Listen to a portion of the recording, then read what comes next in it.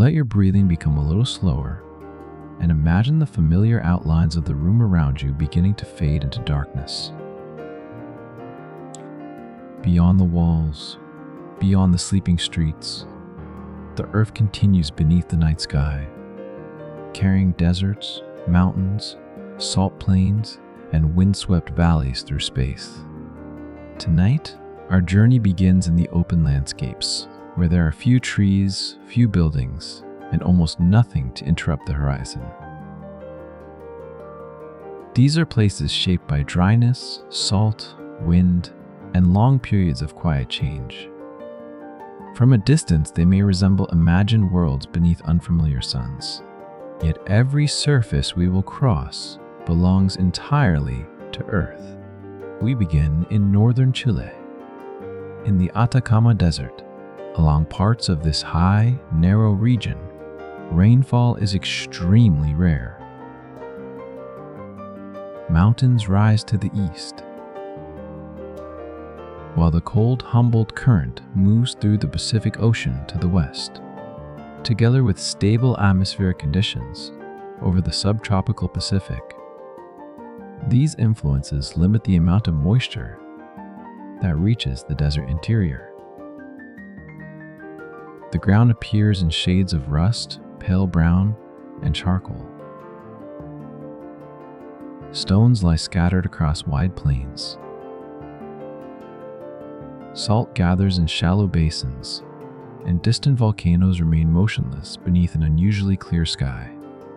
Some areas are so dry that biological activity is difficult to detect near the surface. Even here, however, life has not completely disappeared. Microorganisms may survive inside rocks, beneath translucent salt crusts, or in small places where moisture briefly gathers. Scientists study these organisms to understand how life responds to intense dryness, ultraviolet radiation, and limited nutrients. Because certain parts of the Atacama share individual environmental features with places on Mars, researchers sometimes use the desert as a planetary analog. This does not mean that the Atacama perfectly recreates another planet. Its atmosphere, gravity, history, and chemistry remain distinctly terrestrial. But instruments intended for planetary exploration can be tested here, where signs of life may be sparse and difficult to identify. Mining, expanding infrastructure, water use, and increasing tourism place pressure on parts of this fragile region. Tire tracks and footpaths can remain visible for years, where wind and rain are too weak to erase them quickly. Traveling eastward across the high plateau, the rough desert gradually gives way to a much flatter world. Salar de Uyuni lies in southwestern Bolivia, more than 3.5 kilometers above sea level. It is the largest salt flat on Earth, formed within a broad basin where ancient lakes once expanded and contracted. As the water evaporated, dissolved minerals remained behind, accumulating over many cycles. During the dry season, the surface becomes a vast white crust divided into natural polygonal patterns. From ground level, the horizon seems almost impossibly distant. Mountains appear to float above the brightness, and objects lose their familiar sense of scale. During parts of the wet season, a thin layer of water may spread over sections of the salt. When the air is calm, the surface reflects the sky so clearly that clouds seem to continue beneath the traveler's feet. The effect is not created by deep water. It often requires only a shallow, smooth covering resting above the salt crust. Beneath Salar de Uyuni are mineral-rich brines containing lithium and other dissolved elements. These resources are economically important, but their extraction raises complex questions about water, local ecosystems, regional development, and the lives of nearby communities. Researchers continue to study how underground fluids move through the basin and how large-scale extraction might affect its hydrology. Leaving the brilliant salt horizon, we cross the Atlantic in imagination and arrive among the high dunes of Namibia. Dedvle is a pale clay pan surrounded by some of the tallest dunes in the Namib Sea. Long ago, seasonal water from the Tauchab River reached this low basin, allowing camel thorn trees to grow. Later, shifting dunes altered the path of the water, leaving the pan isolated from regular flooding. The trees died slowly as the environment became drier. Their dark trunks still stand against the light clay, preserved not by magic or sudden catastrophe, but by aridity. With little moisture available, the wood decomposes very slowly. In the early morning, the dunes may glow orange and copper while the floor of the pan remains cool and pale. The contrast makes the landscape appear carefully arranged, although every curve and shadow has been shaped by wind, sediment, and time. Dedvle is protected within Namib Naukluft National Park, but its popularity creates challenges. Visitors must remain on managed routes where required, and even small disturbances can leave lasting marks on a surface that changes slowly. Far across the ocean, in the Tularosa Basin of southern New Mexico, another white desert rests beneath the sky. White sands is not made primarily from quartz sand. Its dunes are composed of gypsum, a soft mineral that dissolves easily in water. Gypsum rarely forms extensive dunes because rivers usually carry dissolved material away toward the sea. Here, however, the basin has no natural outlet. Water flows down from the surrounding mountains, carrying dissolved minerals into low areas such as Lake Lucero. As the water evaporates, gypsum crystals form. Weathering breaks them into smaller grains, and prevailing winds gradually move them northeastward into pale dunes. Unlike many darker desert sands, gypsum reflects much of the sun's energy, so the surface may remain cooler than its bright appearance suggests. Beneath the moon, the dunes can look almost like snow, although they shift softly in the dry air. Plants and animals living here must adapt to a moving landscape. Some species have unusually pale coloring that helps them blend with the gypsum. Scientists study dune movement, groundwater, plant survival, and the evolutionary changes occurring in this isolated environment. The dunes continue to migrate, grain by grain, across the basin. Wind lifts the smallest particles, carries them a short distance, and allows them to settle again. Nothing appears to move when we watch for only a moment. Yet over seasons and years, the entire white landscape quietly travels. For now, we can rest beside this slowly shifting horizon. Behind us lie red stones, mirrored salt, dark trees, and pale gypsum. Ahead, the ground will begin to darken. In the next part of our journey, quiet desert surfaces will gradually give way to cooled lava, volcanic islands, and the warmth rising from beneath Earth's crust. The white dunes fade behind us, and the imagined ground beneath our feet slowly changes. Pale gypsum becomes dark stone. The air cools. The horizon grows uneven, broken by ridges, cones, and fields of hardened lava. Somewhere below, heat continues to move through the crust, even though the surface appears still. We arrive in southern Iceland, where the Eldron lava field stretches across a broad part of the landscape. Eldron was formed during the Laki eruption of 1783 and 1784. One of the largest lava-producing eruptions in Iceland's recorded history. Lava poured from a long series of fissures rather than from a single central crater. It spread across valleys and plains, cooling into an immense, irregular surface. Today, much of the lava is covered by thick green-gray moss. From a distance, the ground can resemble soft fabric folded over dark waves. Beneath that delicate covering, however, the rock remains sharp, fractured, and uneven. The moss grows slowly in Iceland's cool climate. It helps trap dust, hold moisture, and begin the gradual creation of soil. Over long periods, small plants may establish themselves in protected cracks.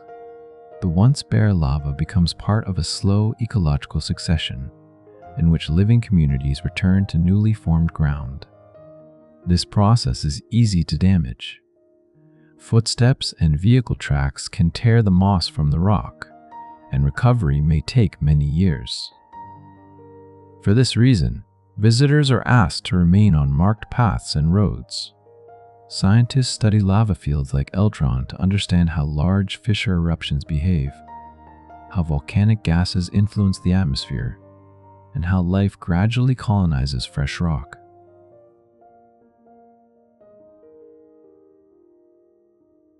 The landscape is sometimes compared visually with imagined volcanic worlds, although its rain, moss, oxygen, and active ecosystems make it unmistakably terrestrial.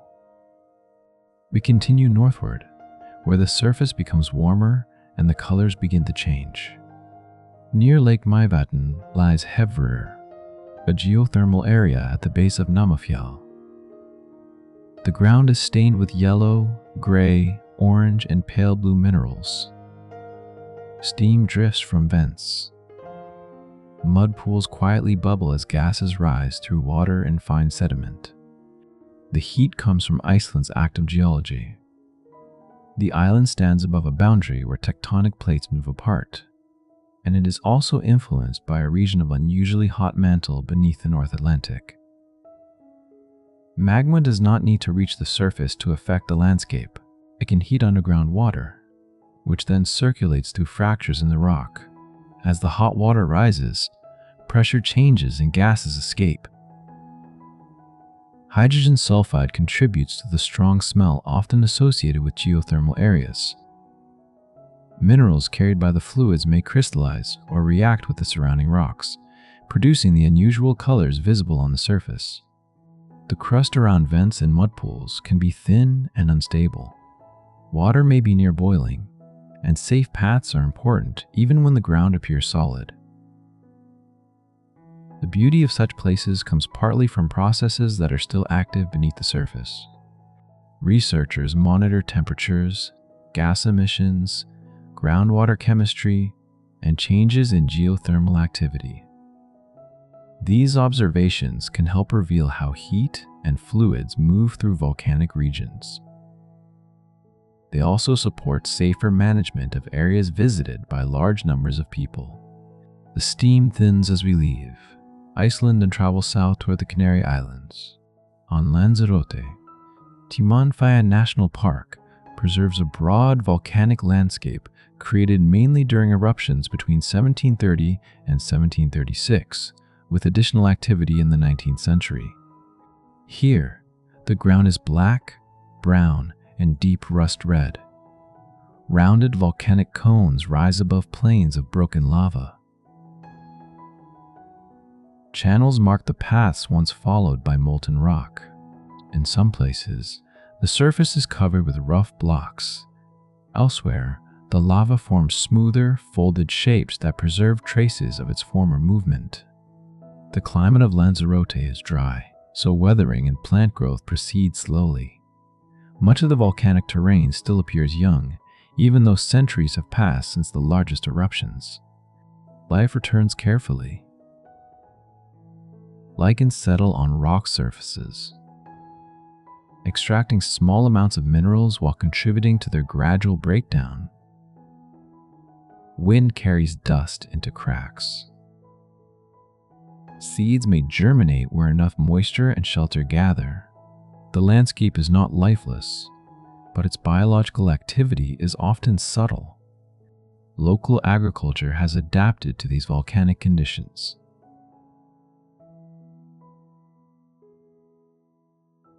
Outside the protected core of Timanfaya, farmers have traditionally used dark volcanic fragments to help reduce evaporation and collect moisture from the air. Vines may grow in shallow hollows protected by curved stone walls. It is a reminder that even severe-looking terrain can become part of a human landscape when people understand its limits. Timanfaya is carefully managed because volcanic surfaces are easily disturbed. Roads, walking routes, and visitor access are restricted in sensitive areas. Scientists continue to examine lava composition, eruption history, and the ways plants establish themselves on young volcanic ground. From Lanzarote, we cross another ocean and arrive in the western United States, at Craters of the Moon in Idaho. Despite its name, this landscape is not a crater field created by impacts. It is a collection of basaltic lava flows, cinder cones, fissures, and lava tubes formed by repeated eruptions along the Great Rift. The youngest major lava flows are only a few thousand years old, while older surfaces have had more time to weather and support vegetation. This creates a patchwork of dark, nearly bare rock, beside areas where shrubs, grasses, and trees have slowly returned. Some lava cooled with a rough, jagged texture. Other flows developed smoother, rope-like patterns as the surface folded over still-moving lava beneath. In places, the outer layers hardened while molten rock continued flowing through the interior. When the lava drained away, hollow tubes remained. Inside these tubes, daylight quickly disappears.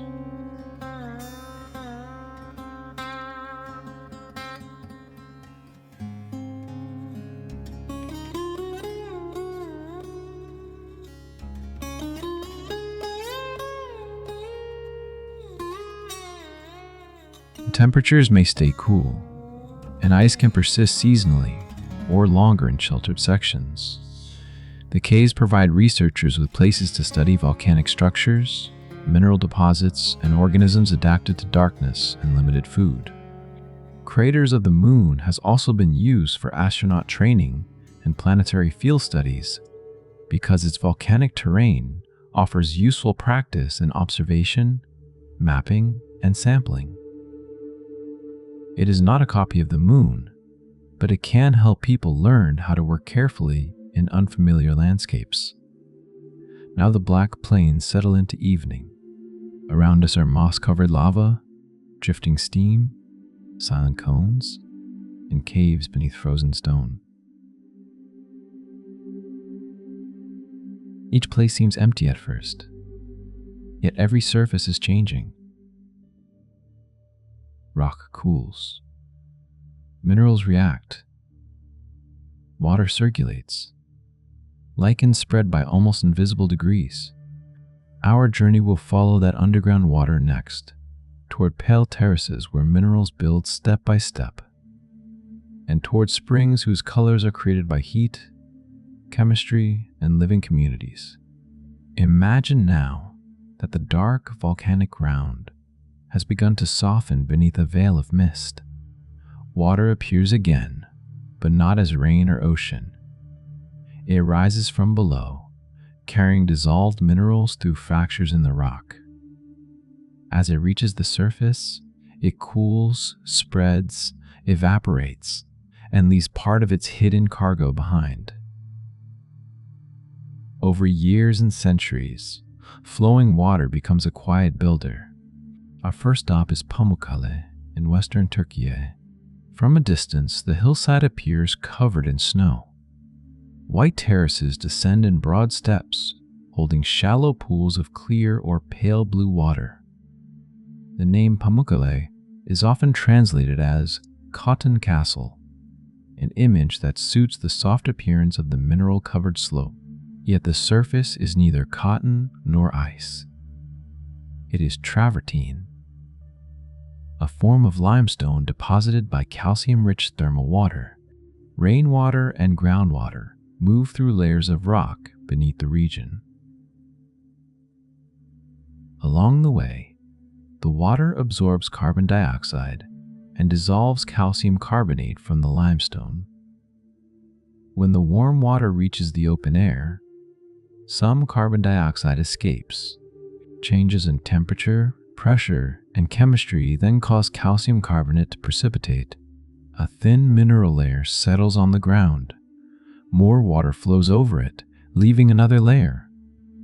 Gradually, rims develop around pools, channels form, and the hillside becomes covered in pale terraces. The process is slow, but it remains active wherever water continues to flow. Fresh deposits may be bright white and delicate. Older areas can darken as dust, algae, and weathering alter the surface. Above the terraces stand the remains of Hierapolis, an ancient city whose inhabitants valued the thermal springs. People have visited these waters for many centuries, although modern tourism has sometimes placed the formations under considerable pressure. Hotels once diverted water and damaged parts of the site. Later management efforts removed some buildings and restricted access to sensitive areas. Water is now directed through selected channels according to controlled schedules. Visitors may enter certain designated sections, but much of the formation must remain protected from erosion, pollution, and excessive foot traffic. Scientists and conservation workers monitor water flow, mineral deposition, surface color, and the effects of human use. Pamukkale is not a frozen landscape. It is a living geological structure whose appearance depends on a continuing balance between spring water, chemistry, and careful management.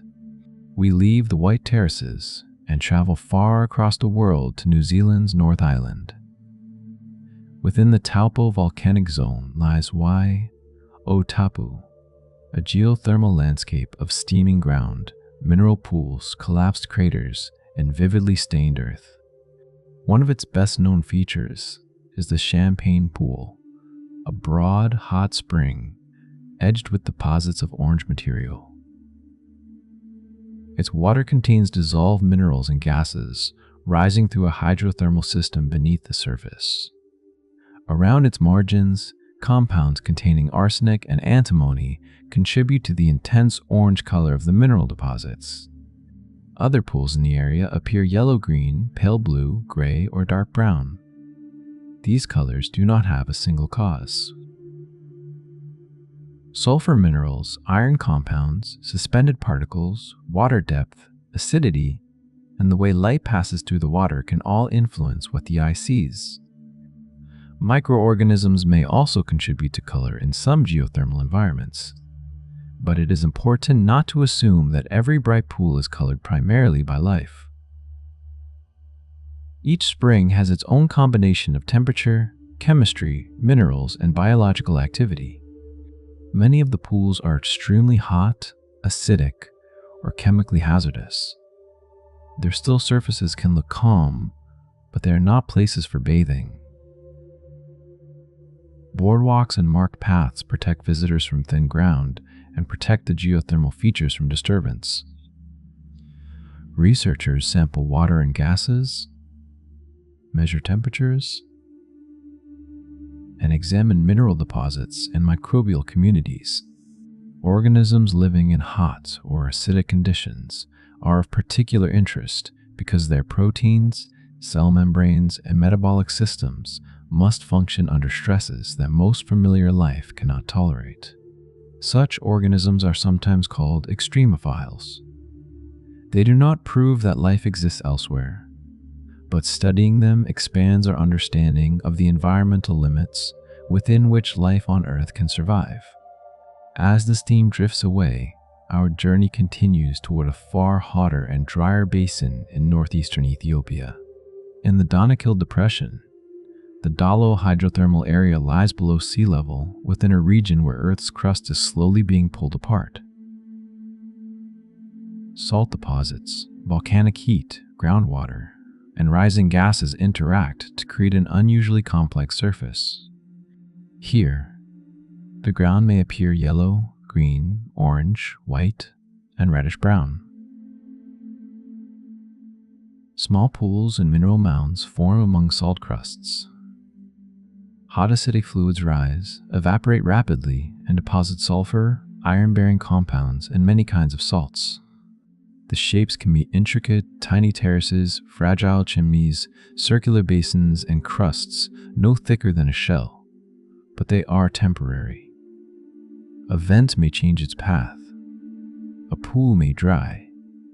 New mineral layers may cover older ones, while wind and occasional water reshape the salt plain.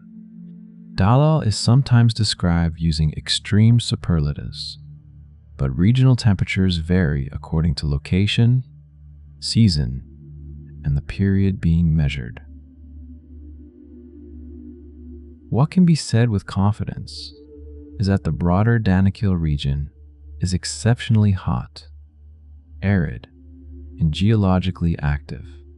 Scientific interpretations of its hydrothermal system continue to develop. Researchers investigate fluid chemistry, salt formation, volcanic processes, and whether any microorganisms can remain active in the most acidic and saline pools. Some studies suggest that combinations of extreme heat, acidity, and salinity may create conditions too severe for active life in particular locations, even when nearby environments support microbes. The area is remote and potentially dangerous. Heat, unstable ground, corrosive water, volcanic activity, and changing local conditions require careful planning. Tourism and mineral extraction also raise questions about safety, conservation, and the future of this delicate landscape. We now move north and west in imagination, leaving hot mineral vents for a quieter lake basin in British Columbia, Canada. Spotted Lake, known to the Silts people as Clickspew, contains high concentrations of dissolved minerals. During warmer, drier months, much of its water evaporates. Minerals crystallize, and shallow pools become separated by hardened ridges. The remaining circles may appear blue, green, yellow, or brown depending on their mineral content, water depth, biological material, and changing light. From above, the lake resembles a field of softly colored cells. Its patterns are seasonal rather than permanent.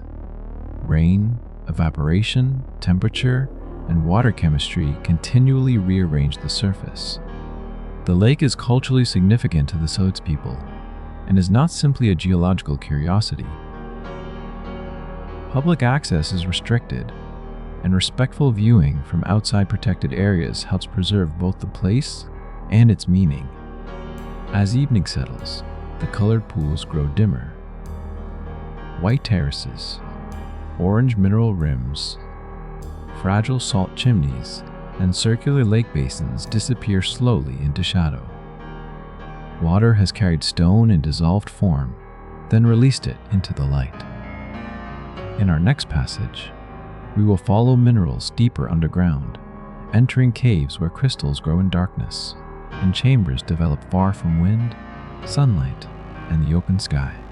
The last traces of evening disappear as we move below the surface. The open sky narrows to a line, then vanishes entirely. Around us, the air becomes still, and the shapes of the world are no longer drawn by wind or sunlight. Underground, landscapes grow through dripping water, buried heat, dissolved stone, and changes so slow that a human lifetime can scarcely reveal them.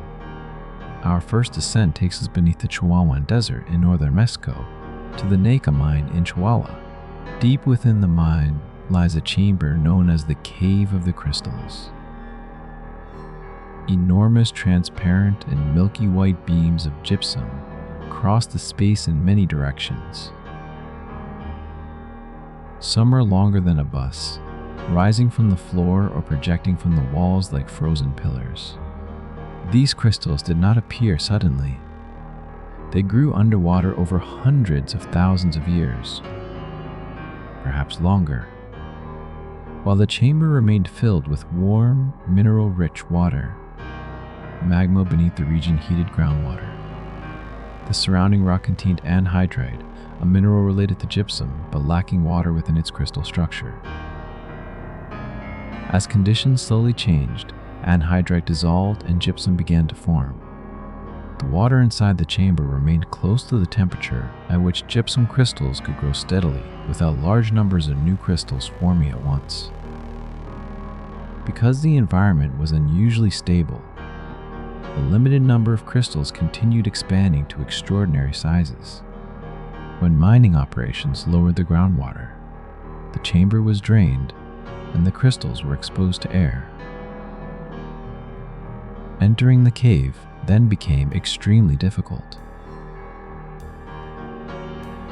Temperatures were near 50 degrees Celsius with very high humidity. Under those conditions, the human body struggles to release heat, and researchers could remain inside only briefly while wearing specialized protective equipment. Scientists photographed and measured the crystals, studied fluids trapped within them, and examined the chemistry that allowed such slow, uninterrupted growth. The cave also demonstrated how easily a hidden environment can change after exposure. Without its original water, the crystals may gradually deteriorate through condensation, handling, and changes in temperature. Access remains tightly controlled, and parts of the mine have since refilled with water after pumping stopped. In darkness once again, the chamber may now be closer to the conditions that protected it for so long. We leave the warm depths of Naka and travel north into New Mexico, where another remarkable cave system lies beneath a dry surface.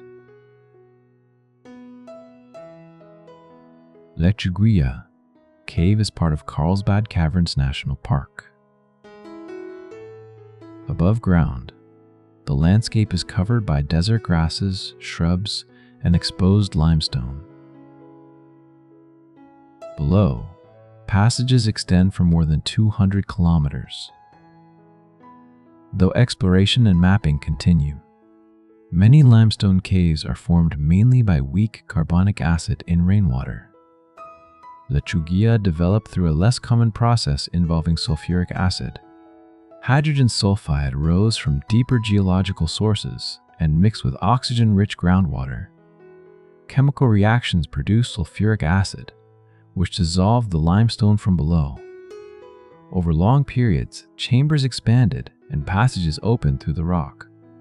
Some of the dissolved limestone was transformed into gypsum. As a result, the cave contains delicate mineral formations, uncommon in many other systems: long gypsum chandeliers, pale deposits shaped like hair, and fragile crystals spreading across walls and ceilings. There are also smooth pools, mineral-coated passages, and formations so easily damaged that even a light touch could alter them permanently. Lechuguilla is not managed as an ordinary tourist cave. Entry is restricted mainly to approved exploration and scientific work. Researchers study its geology, air movement, water chemistry, and the history recorded in mineral layers. Strict procedures reduce the introduction of dirt and outside material into chambers that may have remained isolated for very long periods. The cave does not resemble another planet because it shares the exact conditions of one. Instead, its unfamiliar geometry reminds us that ordinary terrestrial chemistry can create forms rarely seen at the surface. Our path now turns towards central Vietnam, where water has carved a very different kind of underground world. Seong Cave lies within Phong Nha. Bang Nashka Bang National Park, in a region of ancient limestone. It forms part of a vast karst landscape shaped by rivers moving through soluble rock. Inside Sun Wong, some chambers are so large that clouds of mist can form within them. The roof has collapsed in several places, creating openings known as dolines. Sunlight enters through these gaps, illuminating sections of the cave floor and allowing vegetation to grow far below the surrounding forest. An underground river continues to flow through the system. Its water carries sediment, deepens channels, and gradually modifies the cave. Along the walls, mineral deposits record earlier paths of water and changing conditions within the mountain. The enormous scale of Squanwong is partly the result of the structure of the limestone and the persistent movement of water along fractures.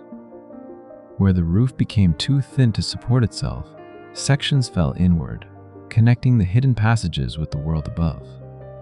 Visits are limited and carefully organized because the cave's formations, riverbanks, and internal environment are vulnerable to disturbance.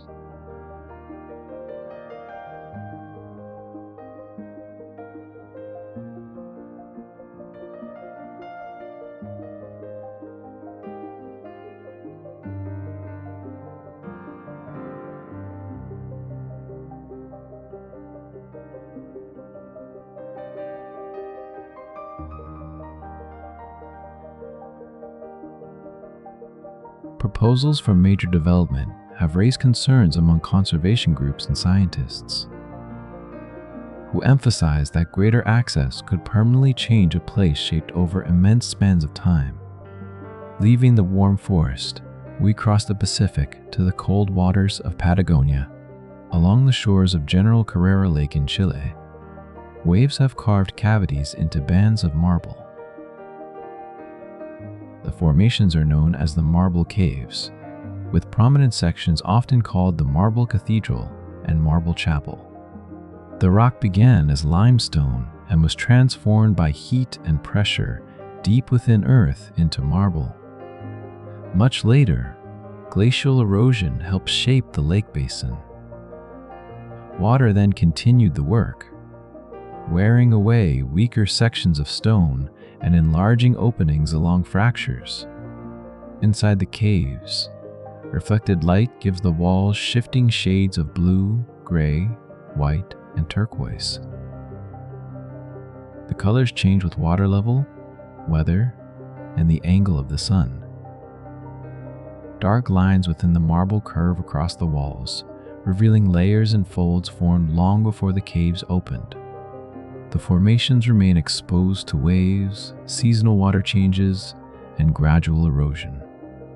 Boat traffic and increasing visitor numbers require thoughtful management, especially because access depends on calm conditions and careful navigation. Now the underground chambers begin to recede behind us. We have passed through warm crystal rooms, acid-carved passages, a cavern holding its own mist, and marble walls shaped by cold lake water. Each seemed motionless, yet each was part of an unfinished process. Ahead, the darkness will open into a different silence. The ceiling of stone will become a sky of pale light, and our journey will continue toward blue ice, wind-polished valleys, and the frozen edges of the inhabited world. A pale light now replaces the darkness of the caves. It does not arrive like sunrise over a warm landscape. Instead, it spreads quietly across ice, snow, and exposed stone. Where the air holds very little moisture, and every distant ridge appears unusually clear. We have reached Antarctica, a continent usually imagined as an endless white surface. Yet some of its most unfamiliar landscapes contain almost no snow at all. Near the western coast of McMurdo Sound lie the McMurdo Dry Valleys, a group of broad valleys surrounded by high mountains and glaciers. Their floors are covered with gravel, sand, exposed bedrock, and frozen lakes. From certain viewpoints, the terrain looks more like a cold desert than part of an ice-covered continent. The valleys remain unusually dry because the transantarctic mountains help block the movement of ice from the interior, while powerful downslope winds remove loose snow. These katabatic winds begin over the high Antarctic plateau, where dense cold air flows downhill under gravity. As the air descends, it may warm slightly and become even drier, sweeping across the valley floors at considerable speed. Snow that falls here may be blown away or slowly passed directly from ice into water vapor without first becoming liquid. The result is a landscape where bare ground can remain exposed for long periods. Temperatures are extremely low, and liquid water is scarce. During the brief austral summer, however, sunlight may warm dark rocks enough to melt small quantities of snow and glacier ice. Thin streams then flow across the ground, carrying salts and fine sediment into closed lake basins. Many of these lakes remain covered by ice throughout the year. Beneath their frozen surfaces, layers of water may have different temperatures, salinities, and oxygen levels. Because wind cannot easily mix them, the lakes can preserve unusual chemical structures for long periods. Microorganisms survive in protected places, within porous rocks, beneath lake ice, and in damp sediments beside seasonal streams. Their activity is often slow and strongly influenced by temperature, light, and the brief availability of liquid water. Scientists study the dry valleys to understand polar deserts, frozen soils, microbial survival, and the movement of water through extremely cold environments.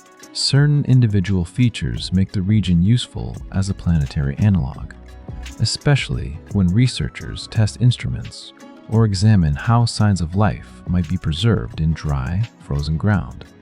But Antarctica still receives more sunlight, oxygen, and biological input than Mars, and the resemblance remains limited. Climate change may affect the valleys in complicated ways. A small increase in summer warmth can create more meltwater, altering streams, lakes, soils, and microbial communities.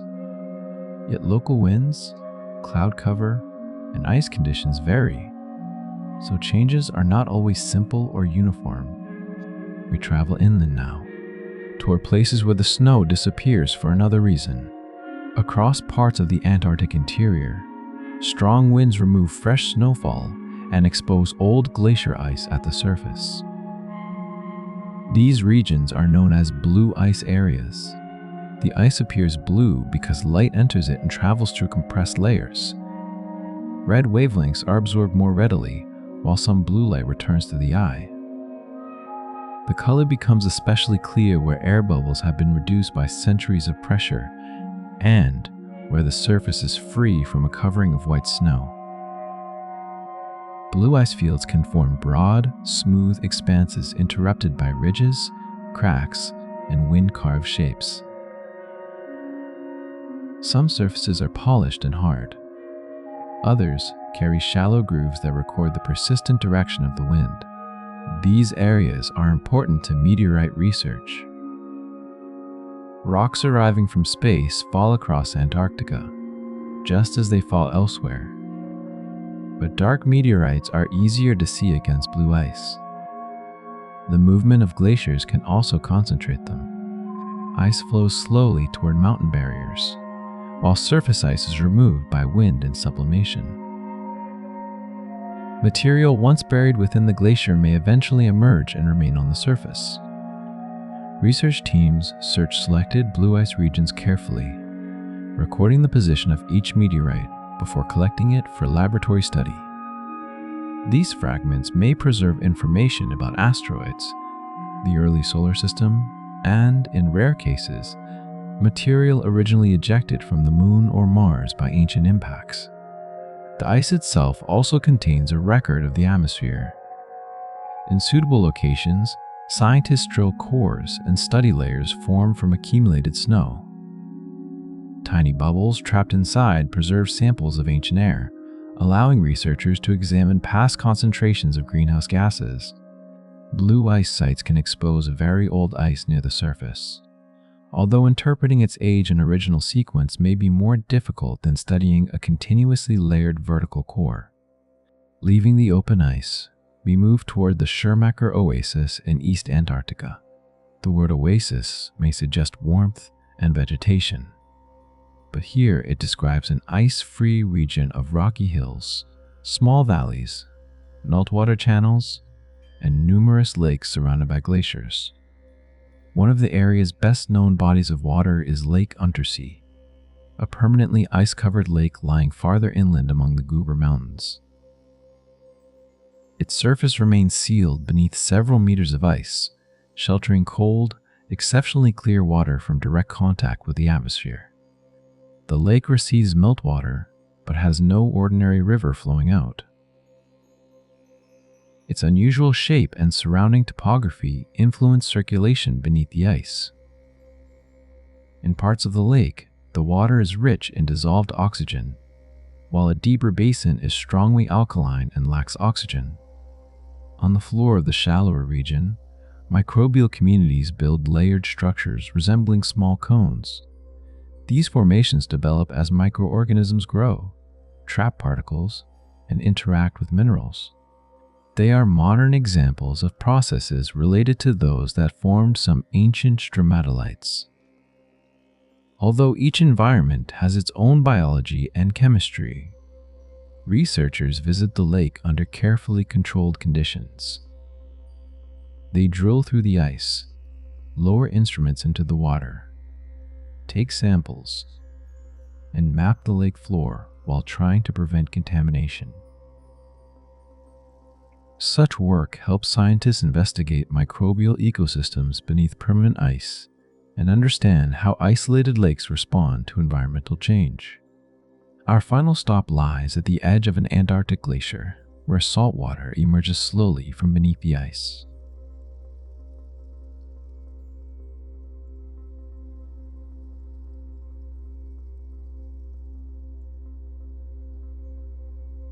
At Taylor Glacier, iron-rich brine sometimes flows through cracks and reaches the surface. When dissolved, iron meets oxygen in the air.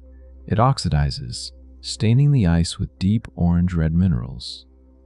The brine is thought to come from an ancient body of seawater, trapped beneath the glacier and concentrated as ice formed around it.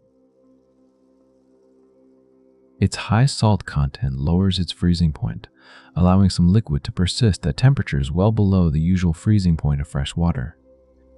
Microorganisms within this dark, salty system survive without sunlight, using chemical reactions involving sulfur and iron compounds. Their ecosystem remains largely sealed beneath thick ice, connected to the surface only through the slow movement of brine. The color deposit is temporary. Ice shifts, channels close, and fresh flows may emerge elsewhere. Researchers monitor its chemistry and study how water can remain mobile within a glacier. The polar light is beginning to soften now. Behind us, dry valleys hold frozen lakes beneath clear air. Ancient blue ice rises slowly toward the surface. Beneath sealed lakes and glaciers, microscopic communities continue through darkness and cold. Ahead, the ice will begin to melt into unusual waters, lakes colored by minerals, salt, microorganisms, and the changing seasons. The frozen edges of Antarctica slowly recede behind us. In their place, darkness gathers over open water. The lakes ahead are not clear. Blue mirrors. They carry dissolved salts, microscopic pigments, volcanic minerals, and ancient hydrocarbons.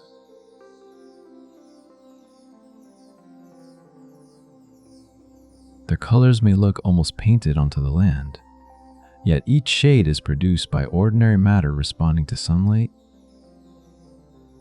evaporation, temperature, and life. We begin near the southern coast of Western Australia on Middle Island in the Recherche archipelago. Lake Hillier lies only a short distance from the ocean, separated from it by a narrow strip of dunes and vegetation.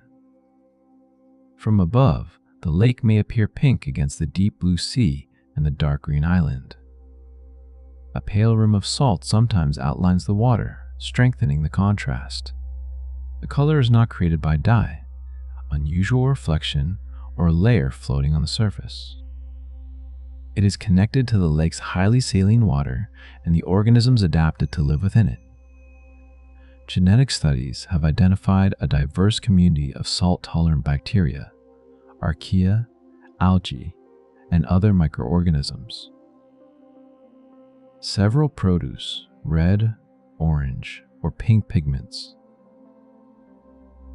These pigments may help protect cells from intense light or assist with energy capture.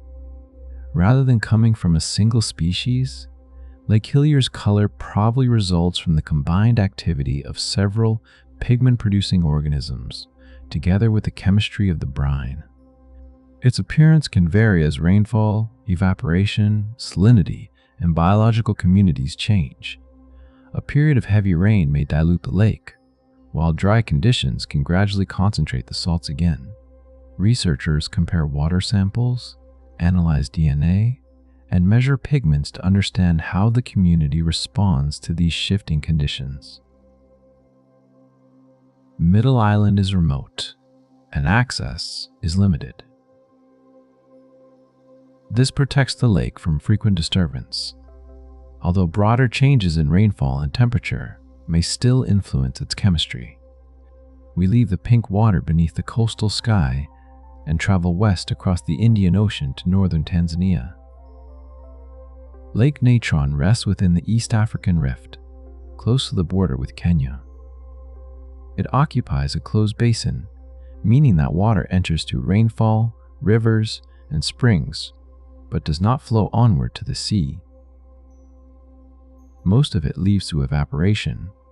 As water disappears into the warm air, dissolved sodium, carbonate, and other minerals remain behind. The lake becomes saline and strongly alkaline. Its size and depth change greatly with the seasons, sometimes leaving wide mudflats covered by white mineral crusts. In shallow areas, the water may appear red, orange, or deep pink. Salt-loving archaea and photosynthetic cyanobacteria produce pigments that can become especially visible when the brine is concentrated. Wind may push colored water into irregular bands, while mineral deposits form pale geometric edges around pools. Despite its severe chemistry, Lake Natron is biologically productive. A cyanobacterium called Arthrospira grows in parts of the lake and provides food for vast numbers of lesser flamingos.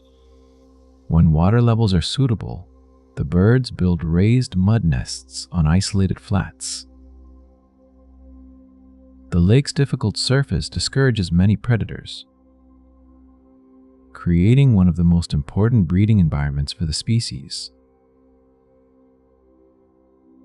The flamingo's color develops partly from pigments obtained through their diet. The lake is not equally harsh everywhere. Fresh water and warm springs around its margins create small zones where specially adapted fish and other organisms can survive. Researchers use satellite imagery to follow changes in water coverage. They also study the chemistry of the brine, the productivity of its microscopic life, and the breeding success of flamingos. Changes to incoming rivers, mineral extraction proposals, disturbance near nesting areas, and altered rainfall patterns could affect the balance of this unusual wetland. From Tanzania, we travel across the Atlantic and rise into the thin air of the Bolivian Altiplano.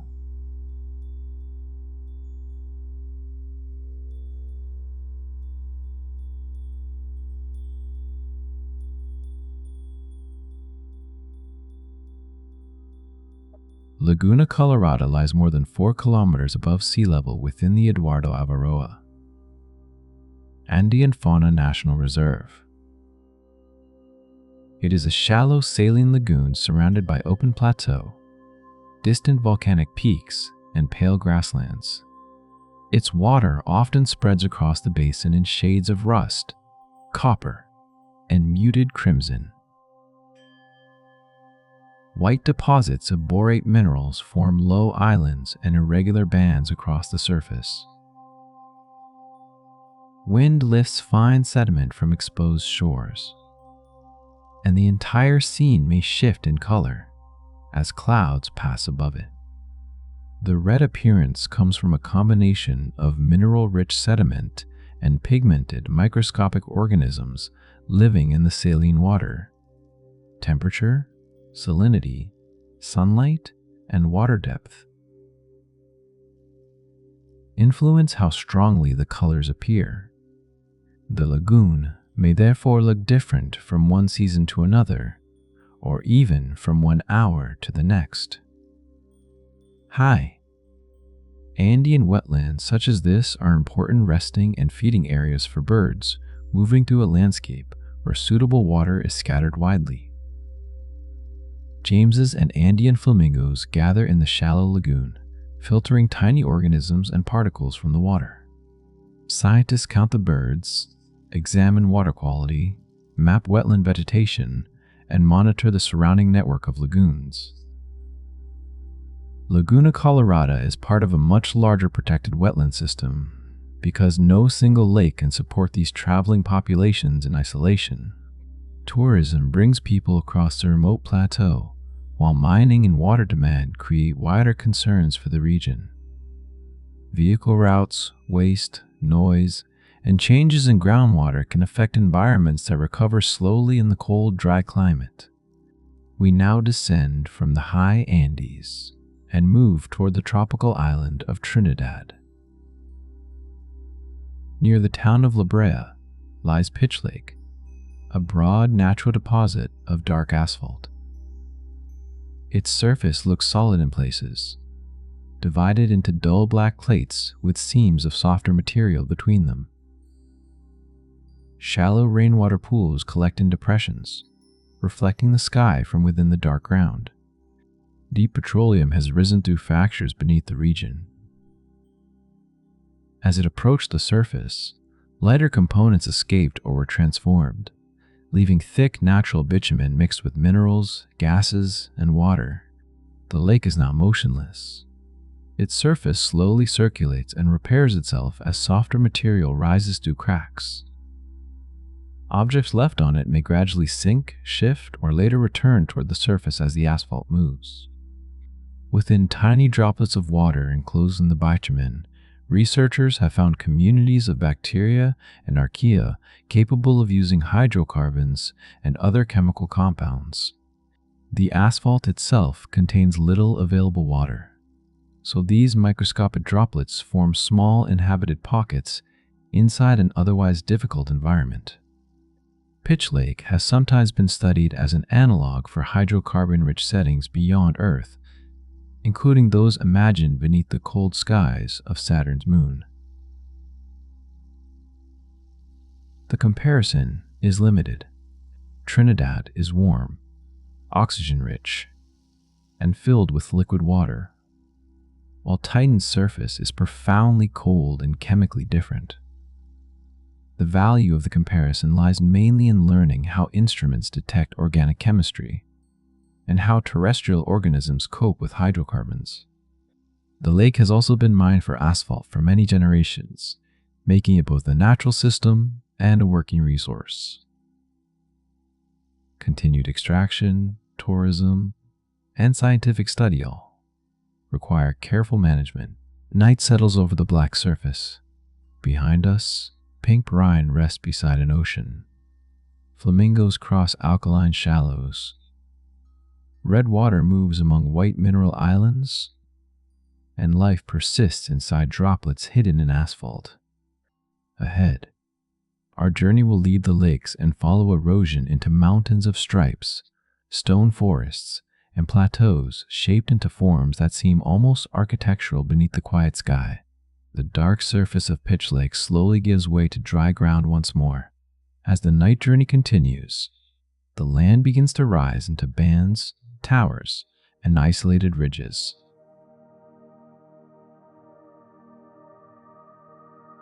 These places were not built by a single event.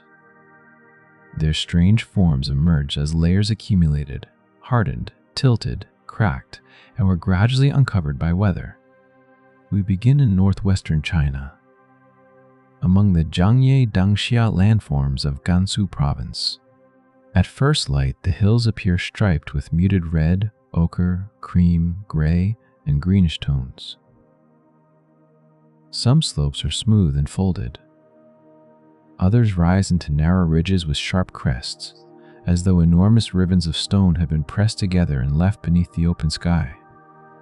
The colors belong to many layers of sediment deposited over tens of millions of years. Rivers, lakes, and dryland environments carried sand, silt, and clay into ancient basins. Each new layer recorded slightly different minerals and conditions. Iron compounds produced many of the red and orange tones. Other minerals, together with variations in grain size and organic material, created paler or darker bands. Later, movements associated with the growth of surrounding mountain systems compressed and lifted the sedimentary rocks. Layers that had once rested nearly flat were tilted, folded, and fractured. Rain, flowing water, temperature changes, and gravity then began removing the softer material. Resistant beds remained as ridges, while weaker layers became gullies and valleys. The colors had always been present within the rock, but erosion revealed them one surface at a time. Geologists study the arrangement of the layers to reconstruct former climates and environments. The rocks preserve evidence of changing rivers, shallow water, dry periods, and tectonic movement across a landscape very different from the one visible today. Tourism has brought roads, viewing platforms, and large numbers of visitors to selected parts of the region. Managed paths reduce trampling and help keep people away from unstable slopes. The hills may look solid from a distance, but loose sediment and steep surfaces can erode easily. Leaving the striped ridges, we cross the Pacific toward the high desert of the American Southwest. In northern New Mexico, the Bistay de Na Zin Wilderness contains a quiet maze of hoodoos, balanced stones, rounded mounds, and pale clay hills. There are few marked trails, and the formations appear gradually as one walks across broad, open badlands. Around 70 million years ago, this area lay near rivers, swamps, and the shifting shore of an inland sea. Mud, sand, organic material, and volcanic ash accumulated in layers. Over time, the sediments hardened unevenly. Some beds became relatively resistant sandstone, while the material beneath remained softer mudstone or shale. When wind and occasional water began exposing these deposits, the softer rock wore away more quickly. A hard slab could protect the sediment directly below it, creating a narrow pillar with a broad cap. Eventually, the supporting column became too thin. The cap fell, and erosion continued with another shape. The formations are temporary on a geological scale. A balanced stone, visible today, may collapse after a storm or a cycle of freezing and thawing. New hoodoos slowly emerge as surrounding slopes retreat. Scattered through the badlands are fossil remains of plants and animals that lived near ancient waterways. Paleontologists work carefully here because bones, wood, and impressions may be fragile once exposed. Their position within the sediment helps researchers understand the changing ecosystems near the end of the age of dinosaurs. Because the wilderness has little shade and almost no developed visitor infrastructure, preparation is important. Footprints and informal vehicle tracks can damage soils and remain visible for long periods. Fossils and geological objects are protected and should remain where they are found. We continue northward into central Oregon, where lower hills hold a quieter arrangement of color. The Painted Hills form part of the John Day Fossil Beds National Monument. Their rounded slopes are marked with horizontal and gently curving bands of red, gold, black, and pale tan. These hills contain layers of volcanic ash that fell across the region during different periods of the distant past. The ash did not remain unchanged. It was altered by water and weathering, gradually becoming clay-rich soils. The colors reflect the conditions under which those ancient soils developed. Red and yellow layers often contain different forms of oxidized iron. Darker bands may include manganese compounds or organic matter. Variations in rainfall, drainage, vegetation, and temperature helped create distinct horizons. Each band is therefore more than decoration. It is part of a sequence of buried soils, preserving evidence of environments that existed millions of years apart. Scientists compare the chemistry of the layers with fossils found elsewhere in the monument. Together, they reveal a long transition from warm, forested settings to cooler and more open landscapes. The visible surface changes with moisture and light. After rain, the colors may appear deeper, while dry summer conditions create softer, dusty tones. Visitors remain on boardwalks and designated trails because footprints can scar the delicate clay slopes. Our final stop lies in Western Australia, north of Perth, where thousands of pale stone pillars rise from yellow sand. The pinnacles of Namboon National Park vary from low, rounded shapes to narrow columns several meters tall. Some are smooth. Others show horizontal bands, cavities, and rough edges. They are composed mainly of limestone, but the precise sequence of their formation is complex and remains the subject of continuing study. Shell-rich coastal sand accumulated and gradually became cemented by calcium carbonate. Vegetation grew above the developing limestone, while slightly acidic water moved downward through the soil. This altered and redistributed the carbonate, hardening some areas more strongly than others. Later, surrounding sand and softer material were removed, exposing the more resistant limestone columns. Some interpretations suggest that plant roots and former soil structures helped guide their shapes, while others place greater emphasis on patterns of cementation and erosion. More than one process may have contributed. Researchers examine the pillars, surrounding dunes, buried soil layers, and mineral textures to understand when different stages occurred.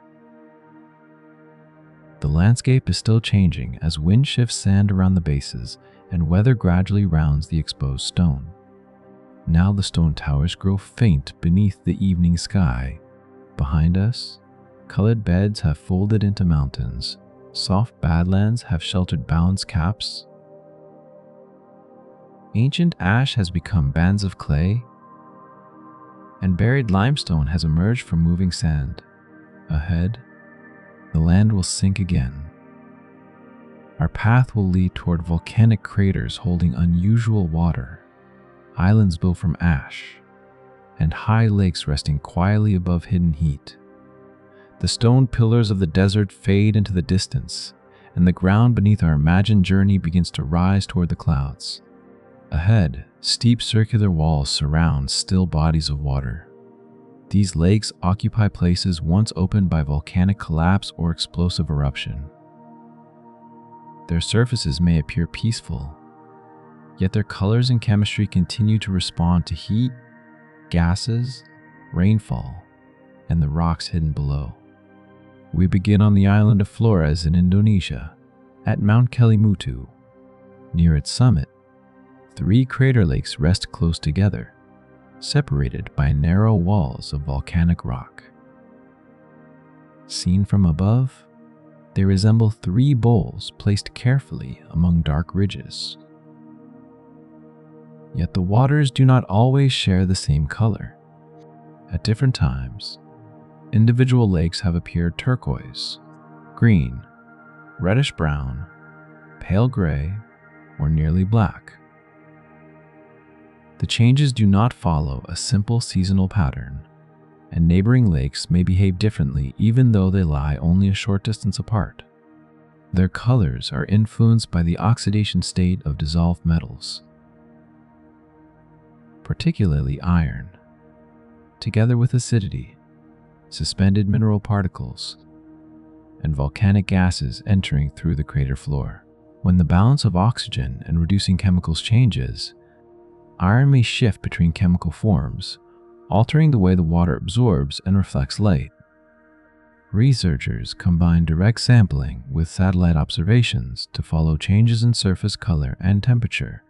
These measurements may provide clues about how fluids and gases are moving beneath the volcano, although a color change alone does not necessarily indicate that an eruption is approaching. The lakes are complex chemical systems, and several processes may occur at once. Kelimutu also has deep cultural significance for local communities. Visitors therefore enter a landscape that is not merely visually unusual, but connected to long-held beliefs and relationships with the mountain. Trails and viewing areas help reduce damage to the steep crater slopes, where loose volcanic material can be disturbed easily. Mist sometimes passes across the summit, hiding one lake while leaving another in sunlight. As the cloud moves on, the colors return quietly, never entirely fixed. We travel next across the Pacific to the Ecuadorian Andes. Quilotoa lies within a wide caldera formed during a major eruption several centuries ago. Its lake rests at an elevation of roughly 3.5 kilometers, surrounded by steep walls that reveal layers of ash, pumice, and other volcanic deposits. Under clear skies, the water may look green or blue-green.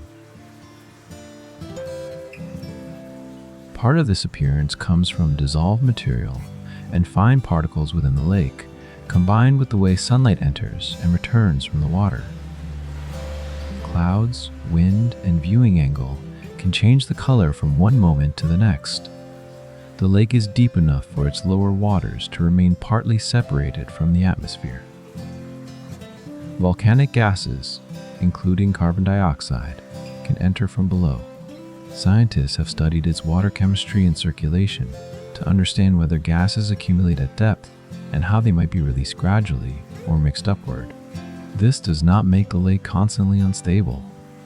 It means that researchers treat it as an active volcanic water system rather than a simple mountain reservoir. Paths descend from the rim toward the shore, crossing loose material that shifts under rain and footsteps. Growing tourism supports nearby communities, but it also increases erosion, waste, and pressure on the trails. Careful route maintenance is important because caldera walls can be steep and naturally prone to small rockfalls. From Quilotoa, the journey continues westward to the Philippine island of Luzon. Mount Pinatubo's present summit lake is young. It began forming after the large eruption of June 1991 removed much of the former summit and created a broad caldera. When the rainy season arrived, water collected within the new depression. At first, the lake was warm and strongly influenced by volcanic gases and fresh deposits. Over time, rainfall continued to fill it, while its temperature and chemistry gradually changed. The surrounding slopes were covered with enormous quantities of loose ash and fragmented volcanic material. Tropical rain repeatedly washed this sediment into valleys, producing long-lasting mudflows known as lahars. These flows continued to reshape river channels and lowlands for years after the eruption itself had ended. As the crater lake rose, concern grew that water might eventually overflow or weaken part of the rim. Engineers later created a controlled drainage channel to lower the level and reduce the possibility of an uncontrolled release. the lake now appears blue-green beneath steep gray walls. Vegetation has returned to many lower slopes, softening land that was once covered in fresh ash. Its recovery shows that a volcanic landscape does not remain frozen at the moment of eruption. Water arrives, plants spread, streams find new routes, and human communities adapt around the altered mountain. Scientists continue to monitor earthquakes, gas, ground deformation, rainfall, and sediment movement. Pinatubo is studied not only as a volcano, but as an example of how eruption, climate, rivers, and public planning remain connected long afterward. Our final passage carries us far north into the Western Pacific, toward a small, uninhabited island south of Japan. Nishinoshima is the visible summit of a much larger submarine volcano. Eruptions recorded since the 1970s have repeatedly created new land, but a new phase beginning in 2013 transformed the island especially rapidly. Lava emerged beside the older island, building a separate piece of land that soon expanded and joined it. Later flows covered much of the earlier surface, while ash and volcanic fragments accumulated around active vents. From the air, Nishinoshima has appeared as a dark cone surrounded by fresh lava reaching into blue water. Steam and discolored seawater may mark places where hot rock meets the ocean, yet creation is only half of the story. Waves immediately attack the new coastline. Loose ash is carried away more quickly than solid lava, cliffs collapse, and beaches shift after storms. The island's outline therefore records a continuing contest between material arriving from below and erosion removing it at the edges. Because the island is remote and active, researchers often observe it using satellites, aircraft, and ships rather than landing. They map changes in area, measure heat, examine volcanic plumes, and watch how life begins to return after eruptions.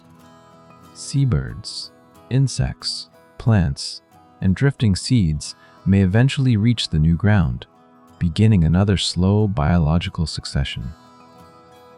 Future eruptions may cover these early communities again, while waves continue reshaping the shore. Night now settles over the young island.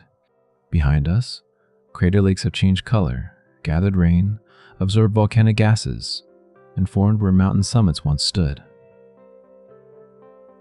Ahead, the land will become older and quieter. We will travel toward isolated islands and coastal formations where wind, waves, and living organisms have shaped landscapes at the boundary between earth and sea. The young volcanic island slips behind us, and the sea becomes our quiet guide. We travel now along distant coasts where isolation, buried minerals, cooling rock, and salt have created unfamiliar shapes. Some formed deep beneath sediment before waves uncovered them. Others developed in open air, slowly altered by mist and ocean spray. Our first destination is the Socotra Archipelago in the Arabian Sea. East of the Horn of Africa, on the main island, pale plateaus rise above dry valleys and broad coastal plains. Among them stand dragon's blood trees, with thick trunks and crowns shaped like wide umbrellas. At dusk, their silhouettes appear almost carefully arranged against the sky. The tree, Dracodina cinnabari, produces a dark red resin that has been used locally and traded for centuries. Its unusual crown may help shade the ground and capture moisture from mist and low cloud. Water gathers on the dense branches and moves toward the roots below. Socotra's long separation from larger land masses allowed many plant and animal lineages to develop in isolation. A large proportion of its native plants occur nowhere else, making the archipelago important to scientists studying evolution, dispersal, and survival in dry environments. Yet Socotra is not an untouched wilderness. People have lived here for generations, grazing animals and adapting to difficult seasonal conditions. Today, roads, development, invasive species, and heavy grazing can prevent young trees from replacing older ones. Powerful tropical cyclones have also damaged some woodlands. Researchers map remaining groves, count seedlings, examine genetic differences, and work with local communities on restoration. The important question is not only how long the oldest trees have stood, but whether enough young ones can survive to form the forests of the future. From Socotra, we cross the Indian Ocean and continue southeast to New Zealand's South Island. At Kowikohe Beach, the Moiraki boulders rest partly buried in sand. Some are almost perfectly rounded, while others have split open to reveal pale branching veins. The boulders were not shaped mainly by rolling in the surf. They began as concretions within soft seafloor mud, tens of millions of years ago. Mineral-rich water moved through the sediment and gradually cemented particles around small centers. The hard masses expanded outward, while the surrounding mud remained softer. After burial, the sediment hardened into mudstone. Much later, coastal weathering wore away the cliff and released the boulders onto the beach. Waves now clear loose material from around them, but their rounded forms developed long before they reached the open air. Cracks appeared within some concretions as they grew or as pressure and chemistry changed. Calcite later filled many of these fractures, creating patterns known as septarian veins. When a boulder breaks, the interior may resemble a stone shell crossed by pale lines. Geologists study these layers to understand how fluids move through buried sediments and how rapidly the concretions developed.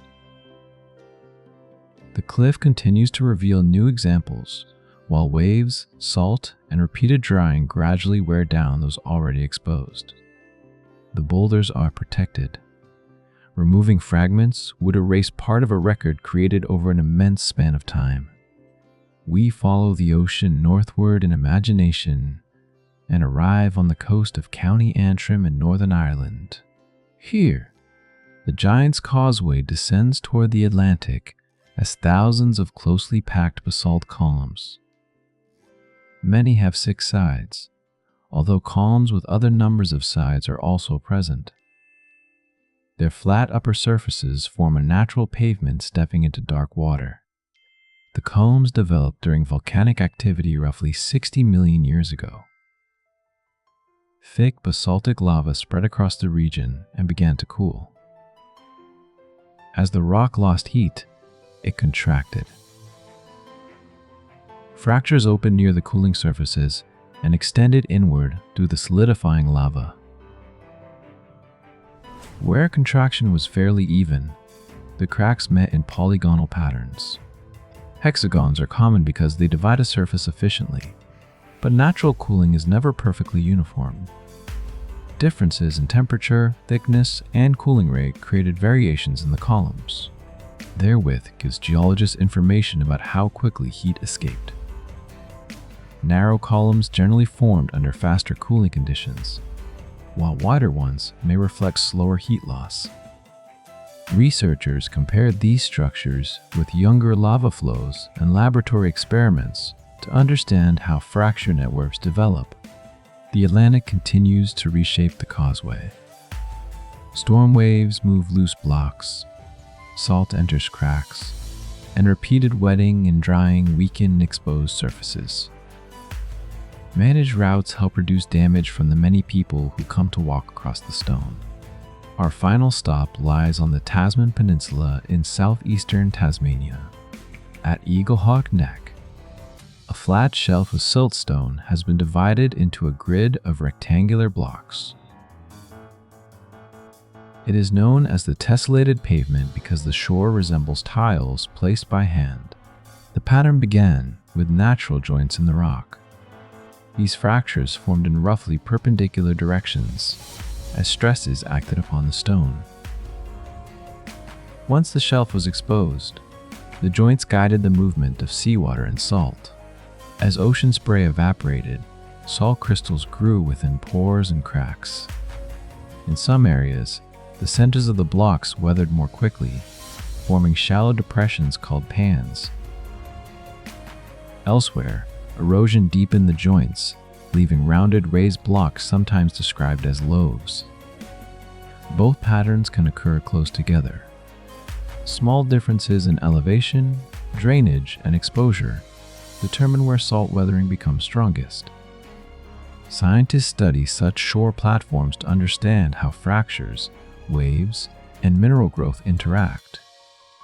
Rising sea levels and changing storm conditions may alter how often the pavement is covered, slowly changing its pattern. The tide is moving across the geometric stone now. Behind us, isolated trees have gathered mist. Buried spheres have emerged from cliffs. Cooling lava has divided itself into columns, and salt has transformed fractured rock into a natural mosaic. Ahead, the shore will continue beneath the water. Our next passage will enter submerged valleys, marine sinkholes, and hidden formations resting quietly below the waves. The patterned shore slips beneath the rising tide, and our journey follows it into clear, dark water. Above us, the last reflections of the sky tremble on the surface. Below, familiar colors become quieter. Sunlight narrows into blue, then fades as we descend toward landscapes shaped when the ocean stood elsewhere, when limestone was dry land, and when hidden chemical reactions began deep within the sea floor. Off the coast of Belize lies the Great Blue Hole, a nearly circular marine sinkhole surrounded by the shallow waters of Lighthouse Reef. From the air, it appears as a dark blue disk set within pale turquoise. The sudden change in color marks a steep descent from the sunlit reef into water more than 100 meters deep. The blue hole began forming when this region was exposed above sea level during colder periods of the Pleistocene, when much of Earth's water was stored in large ice sheets. Rainwater absorbed carbon dioxide from the soil and became mildly acidic. Over long periods, it dissolved the underlying limestone, enlarging cracks into chambers and caves. Mineral formations grew inside some of these dry caves. Later, as glaciers melted and sea level rose, seawater flooded the system. Portions of the ceiling collapsed, leaving the deep opening visible today. Stalactites remain beneath the water, tilted or projecting from ledges. Their presence records a time when air, dripping fresh water, and exposed rock occupied a place now entered only by divers and research equipment. Scientists examine sediment from the bottom of the hole because fine particles can preserve evidence of environmental change. Layers may contain clues about ancient rainfall, vegetation, ocean conditions, and powerful storms that cross the surrounding reef. The deeper water contains little oxygen, limiting the animals able to live there and slowing the breakdown of some material. The hole is connected to a much larger reef ecosystem, however, and its future cannot be separated from warming seas, changing ocean chemistry, pollution, and damage to coral communities. We move northwest across the Caribbean and enter the flooded limestone of Mexico's Yucatan Peninsula. Near Tulum lies Cenote Angelita, a water-filled sinkhole hidden within tropical forest. At the surface, it appears to be a quiet, freshwater pool. Deeper below, the water becomes divided into layers. Rainwater filters through the porous limestone and gathers above denser saline water that has entered the underground cave system from the nearby coast. Where the two meet, they do not always mix quickly. The boundary between them is called a halocline. Within cenote Angelita, decomposing plant material produces hydrogen sulfide. At a certain depth, a cloudy layer of this gas dissolved in water gathers around fallen branches and a mound of debris. Divers looking downward may see what resembles a misty river flowing through an underwater forest. The impression is visual rather than literal. There is no separate river running through the cenote. The bank is a sloping accumulation of organic material, and the mist is a chemical layer suspended between waters of different density. Researchers study cenotes to understand groundwater movement, coastal aquifers, cave development, and microbial activity in low oxygen environments. These systems also provide fresh water to communities and support distinctive ecosystems.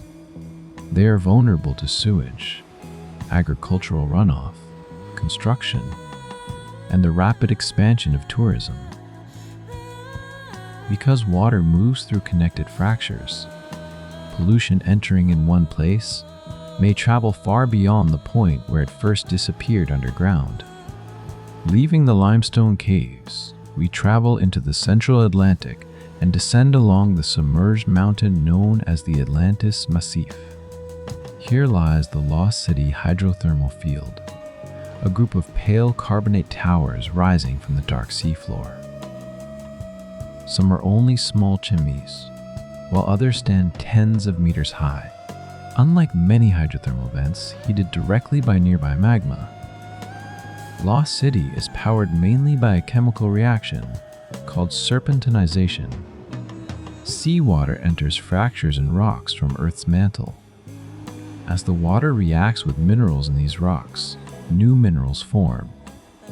Heat is released, and the fluids become strongly alkaline. The reactions also produce hydrogen and methane when the warm fluids emerge into cold seawater. Carbonate minerals precipitate and slowly build white and cream-colored towers. Their branching surfaces can resemble a silent city, although they are entirely natural structures assembled layer by layer. Microbial communities use hydrogen, methane, and other compounds as sources of chemical energy. Because this ecosystem does not depend directly on sunlight, researchers study it to understand how life can be supported by reactions between water and rock. Lost City is sometimes discussed in research about environments that may have existed on early Earth, or might occur beneath the oceans of icy moons. These comparisons concern particular chemical processes, not proof of life elsewhere, and not a claim that the environments are identical. The field may be vulnerable to disturbance from future seabed activity, so scientists have argued for careful protection of this rare system. Our final destination brings us gently back toward warm, shallow water. On the island of Vieques in Puerto Rico, Mosquito Bay can glow when the water is disturbed after darkness falls.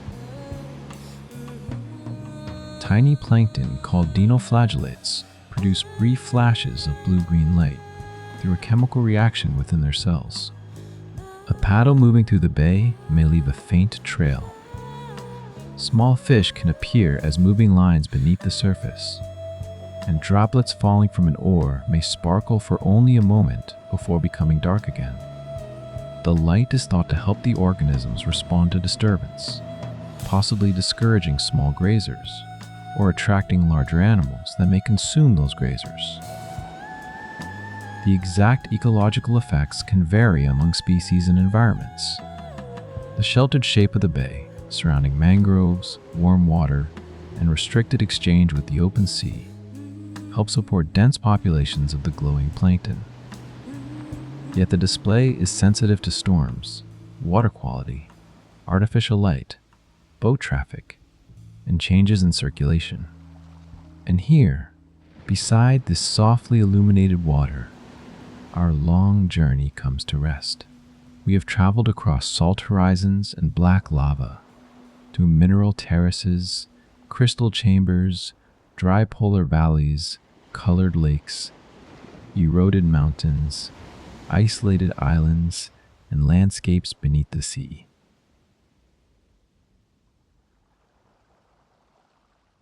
None belong to another planet. Every unfamiliar color and shape emerged from the same earthly materials: water, stone, air, heat, ice, salt, and life, working together over time. Now the faint lights in the bay settle. The water becomes still again. The distant shores grow quiet beneath the night, and the many strange landscapes of our planet continue changing without hurry. You may let them drift away now, one by one, until only the slow movement of the sea remains, carrying the journey gently into sleep. The sea has disappeared behind us again, and the ground becomes broad and quiet. This time, however, we are not following lava, salt, or underground heat. We are looking for landscapes whose strangeness comes from subtler patterns. Stones that leave trails across dry mud. A river whose color belongs to a living plant. A vast circular structure visible most clearly from orbit. And bare patches arranged almost rhythmically across an African grassland. Our first stop lies in Death Valley National Park, California, on a remote dry lake bed known as the Racetrack Playa.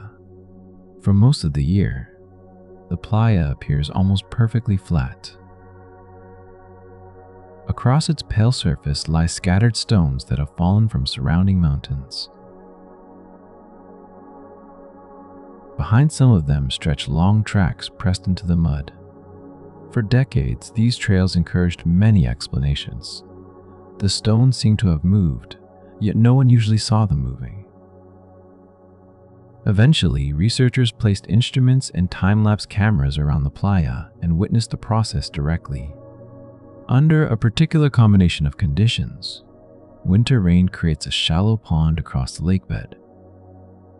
Cold nights can freeze this water into a very thin sheet of ice. When morning sunlight begins weakening the ice, it breaks into large floating panels. A gentle wind can then push these panels across the shallow water.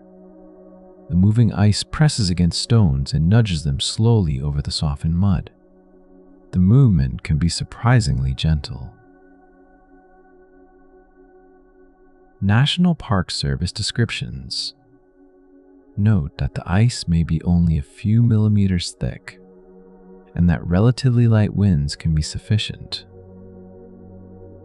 Several rocks may move together as the same ice sheet passes behind them, leaving parallel trails across the playa. The stones do not move every winter. Rain, freezing temperatures, sunlight, water depth, and wind must arrive in the right sequence. Years may pass without a major movement event. That rarity is part of what makes the tracks so well preserved. Visitors are asked not to drive onto the playa or disturb the stones. Tire marks can remain for years, and moving a rock would separate it from the natural trail that records its journey. We leave the dry lake bed and travel into central Colombia, where a much wetter landscape creates color in an entirely different way. Caño Cristales flows through the region of Sierra de la Macarena. For part of the year, it can appear like an ordinary clear river passing across ancient rock.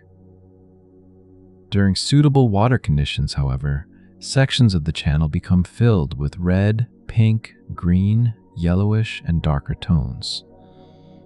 The most distinctive color comes from an aquatic plant known scientifically as R. rhyncholysis. Clavigera, often still referred to by its older name. Macarenia clavigera, the plant attaches tightly to rock in fast-flowing water. Its appearance changes with light, depth, and seasonal conditions.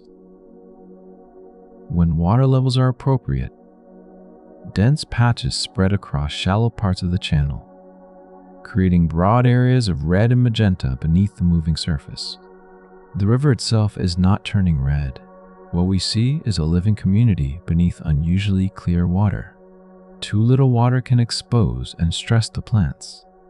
Too much water can reduce the light reaching them and make the colors difficult to see. This is why access to parts of Caño Cristalis is managed seasonally rather than treated as constant throughout the year. Colombian environmental authorities monitor flow conditions and may restrict visitation when the aquatic vegetation needs protection. The landscape therefore changes not because pigment is added to the river, but because a living organism responds to the rhythm of water and sunlight. We move northeast now, across the Atlantic and into Mauritania. There, on the Adrar Plateau, lies a structure so large that its overall shape is difficult to recognize from the ground. From orbit, the Richat structure appears as a series of enormous concentric rings, roughly 40 kilometers across.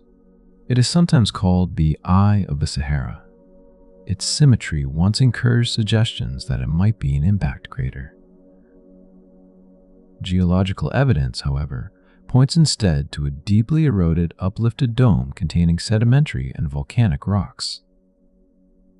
NASA and the U.S. Geological Survey described the feature as a geologic dome whose different rock layers were gradually exposed as the surface was worn down. Imagine layers of rock gently arched upward. If some layers resist weathering more effectively than others, removal of the overlying material can eventually reveal them as rings. The pattern is therefore not a set of walls built around a center. It is the exposed internal structure of an ancient geological uplift. Persistent winds also help keep parts of the formation relatively free of sand, making the rings easier to see from above. Satellites have turned the Richat structure into one of the most recognizable large-scale landforms on Earth.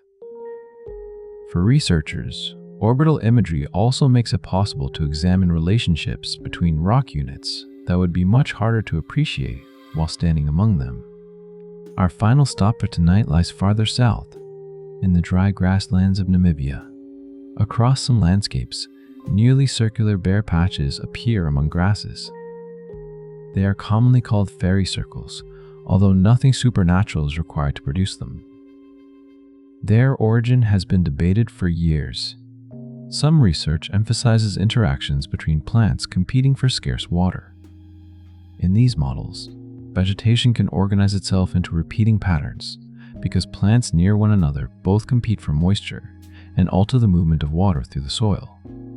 Other studies have emphasized the role of sand termites, which can remove vegetation and influence soil moisture around their nests. The relative importance of these mechanisms remains an active scientific discussion, and it may not be identical in every landscape where similar patterns occur. Studies of patterned vegetation in Namibia and Australia support the idea that water limitation and self-organization can play an important role, while termite-based explanations continue to receive evidence as well. Seen from above, the circles form a quiet, repeating field extending toward the horizon. There is something restful in knowing that even a pattern not yet completely explained can still be studied patiently. Measurements accumulate. Rain falls, grass grows, retreats, and returns. Tiny animals reshape the soil beneath it, and the landscape keeps its pattern for another season. For now, we can leave these circles beneath the dimming sky. A stone may move only when ice, water, and wind briefly cooperate. A river may glow with color only when a plant receives the right depth of flowing water. A 40-kilometer ring may reveal itself only from high above, and a pattern in dry grass may still invite more than one scientific explanation. Earth does not need to imitate another planet to feel unfamiliar. Sometimes, all it needs is for us to look from a different distance, at a different season, or simply for a little longer, the patterned grasslands fall behind us, and the horizon changes once again. Tonight, the unfamiliarity of Earth comes not from glowing water or volcanic heat, but from landscapes whose shapes depend on rainfall, ancient stone, living films on rock, and ground that was once permanently frozen. We begin on the northeastern coast of Brazil, in Lençóis Maranhenses National Park. From a distance, the landscape appears to be an enormous pale desert. Long white dunes repeat toward the horizon, their smooth ridges separated by low basins.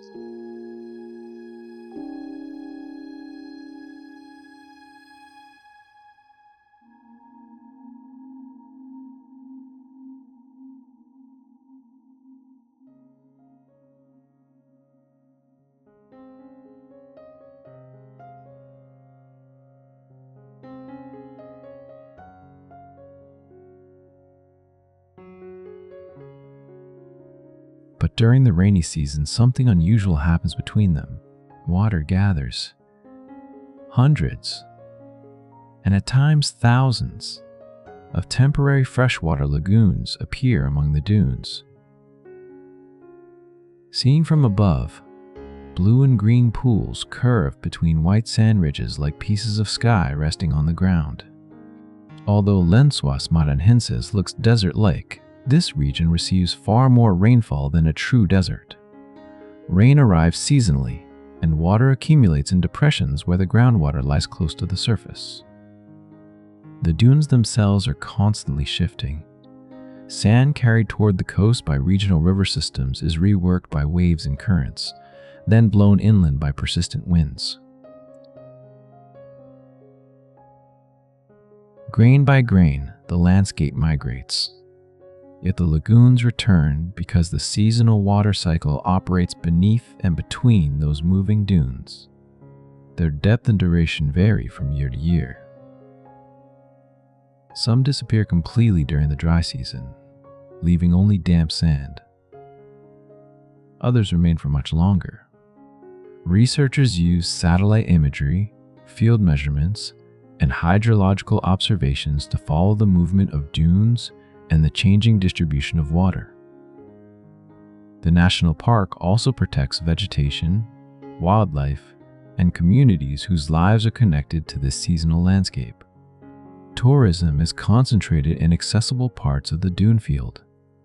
Vehicles and visitors must follow managed routes because repeated traffic can disturb vegetation and alter fragile surfaces. As the last lagoon reflects the evening sky, we travel north across the equator and into the ancient highlands of South America. At the meeting region of Venezuela, Guyana, and Brazil rises a family of isolated table mountains known as tepuis. Among the most famous is Mount Roraima. Its summit is broad and remarkably flat compared with the cliffs around it. Sheer walls rise hundreds of meters above forest and savanna, while clouds frequently gather around the plateau. The rock is mainly quartz-rich sandstone belonging to an extraordinarily old sequence of sediments resting upon the Guiana Shield. Over immense spans of time, uplift and weathering removed surrounding material. More resistant sections remained as isolated plateaus while valleys widened around them. Water continues the process today. Rain falls heavily across the summit, gathering in shallow pools and channels before spilling from the edges in long waterfalls. The sandstone surface is gradually broken along fractures, producing dark towers, shallow basins, narrow passages, and strangely sculpted blocks. Because the summit is separated from the lowlands by high cliffs, its ecosystems have developed under unusual conditions. Soils are often thin and nutrient-poor. Constant moisture can wash soluble nutrients away. Plants growing here include species adapted to acidic, waterlogged ground, and some obtain part of their nutrition by trapping small animals. The tepuis contain many locally restricted species. although individual distributions differ from one summit to another. Biologists study these isolated populations to understand evolution, dispersal, and how organisms respond to environmental change. Mount Roraima may feel like a fragment of a distant world floating above the clouds, but its appearance comes from very terrestrial ingredients: old sandstone, tropical rain, isolation, and patient erosion. Our journey now crosses the Pacific to northwestern Australia. Within Pernalulu National Park stand the rounded towers of the Bungle Range. From the air, they appear as hundreds of enormous beehive-shaped domes, many wrapped in alternating orange and dark gray bands. Their pattern is especially striking because the bands follow the contours of the rock. The towers are made largely of sandstone deposited by ancient river systems. Later uplift raised the sediments, and water began cutting along joints and weaknesses. Over time, valleys widened while resistant blocks remained. The orange surfaces contain iron compounds that have oxidized where the rock stays relatively dry. The darker bands behave differently. They occur where thin layers hold more moisture and support communities of microscopic organisms, including cyanobacteria. These living films darken the sandstone. The result is a landscape whose visible pattern comes partly from geology and partly from biology. Remove the moisture differences, and the banding would not appear in quite the same way. Scientists study the sandstone, microbial coverings, drainage patterns, and weathering to understand how the domes continue to evolve. The formations are vulnerable to physical damage because sandstone surfaces can be surprisingly delicate. Much of Pernalulu is therefore managed to keep visitors on established routes while protecting areas of cultural importance to Aboriginal peoples who have long connections with this country. Our final landscape tonight lies much farther north, in the Sakha Republic of northeastern Siberia. Here, a vast opening has developed in ground that remained frozen for very long periods. It is known as the Badagai thaw slump. Unlike an impact crater, it did not form through a collision. It is a type of retrogressive thaw slump created when ice-rich permafrost begins to thaw. Once the protective surface layer is disturbed or becomes warmer, buried ground ice can melt. The soil above it loses support and collapses. Newly exposed frozen material then encounters warmer air and sunlight, allowing thawing to continue backward into the slope. The feature can therefore expand from year to year. Its exposed walls reveal layers of ancient frozen sediment. Researchers examine them for pollen, plant remains, animal fossils, and other evidence preserved within permafrost. These materials provide glimpses of environments that existed during much colder periods of Earth's recent geological past. But the growing slump also illustrates a process occurring across parts of the Arctic. As the climate warms, permafrost in many regions is becoming less stable. Thaw can change drainage, damage ecosystems and infrastructure, and allow microorganisms to decompose previously frozen organic matter, releasing carbon dioxide or methane. The details vary greatly from place to place, and not every patch of permafrost responds at the same speed. At Badagai, however, the changing ground is visible on an enormous scale. We leave it beneath the quiet northern sky. Behind us, rain has filled lagoons between migrating dunes. Ancient sandstone has remained above tropical forest. Microscopic life has painted dark bands across Australian rock. And frozen Siberian soil has opened a window into climates that disappeared long ago. The landscape seems still when seen in a single photograph, but none of them truly are. Water rises and falls. Sand travels. Cliffs retreat. Organisms spread across stone. Frozen ground slowly becomes earth again. And our planet continues changing. Almost always, more slowly than we can notice while standing still. Tonight, instead of watching the ground change beneath us, we can look upward. Earth can feel unfamiliar not only because of its rocks and waters, but because the air above them sometimes behaves in ways that seem almost impossible when seen for the first time. Clouds can travel like enormous rolling walls. Lightning can return again and again to the same broad region. Sand can produce a deep musical tone. And far to the north, the upper atmosphere itself can become a moving curtain of light. Our journey begins in northwestern Venezuela, where the Catatumbo River enters Lake Maracaibo. On many nights during the wetter parts of the year, thunderstorms develop repeatedly over this broad basin. From a distance, flashes may illuminate the clouds again and again, sometimes without any audible thunder reaching an observer many kilometers away.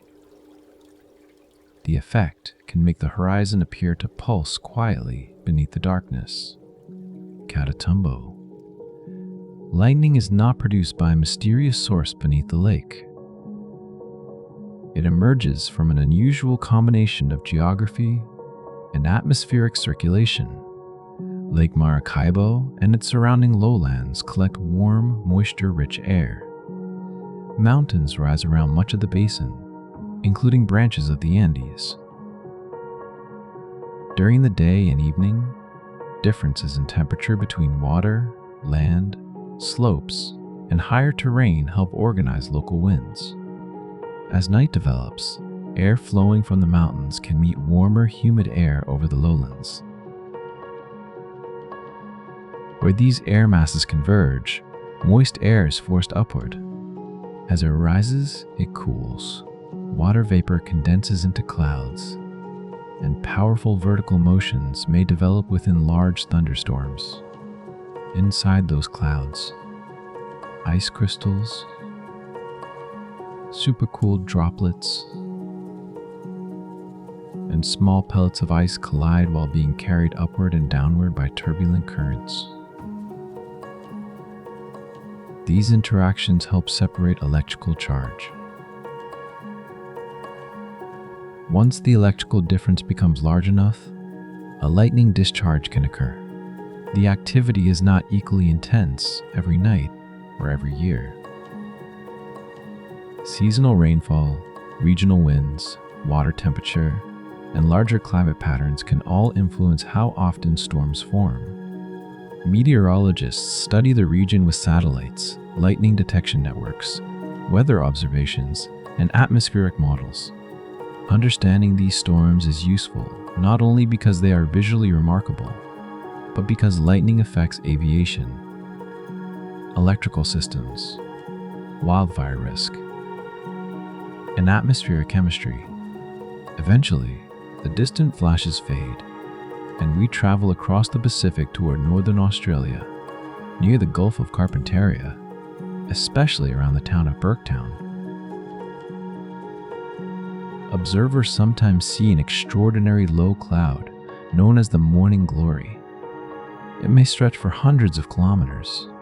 The cloud often forms as a long horizontal tube, sometimes accompanied by several parallel bands. It can move steadily across the landscape while the sky ahead of it remains comparatively clear.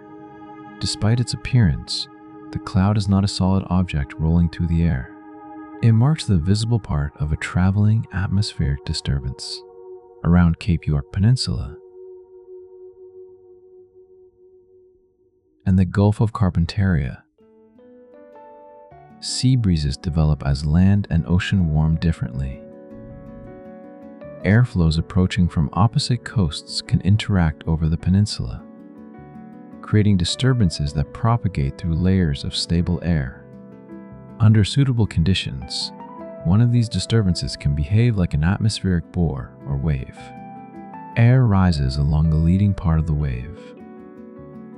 As it rises, it cools enough for moisture to condense into cloud. Behind the crest, the air sinks again. It warms slightly, and the droplets evaporate.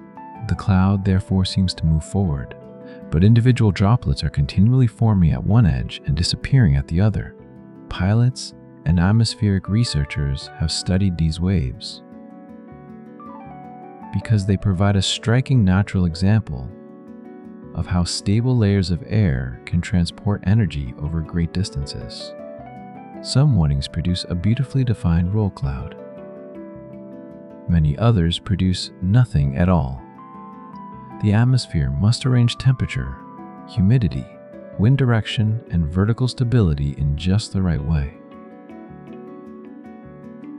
We leave the humid Gulf behind and travel northwest across Asia, eventually reaching Altan-Emo National Park in southeastern Kazakhstan. Here stands a long ridge of pale sand known as the Singing Dune. At first it seems quiet. Wind moves grains across its surface as it does on dunes around the world. But when a large enough layer of dry sand begins sliding down one of the steep slopes, a deep vibration can emerge. The sound may resemble a distant engine, a low musical note, or a sustained hum coming from within the dune.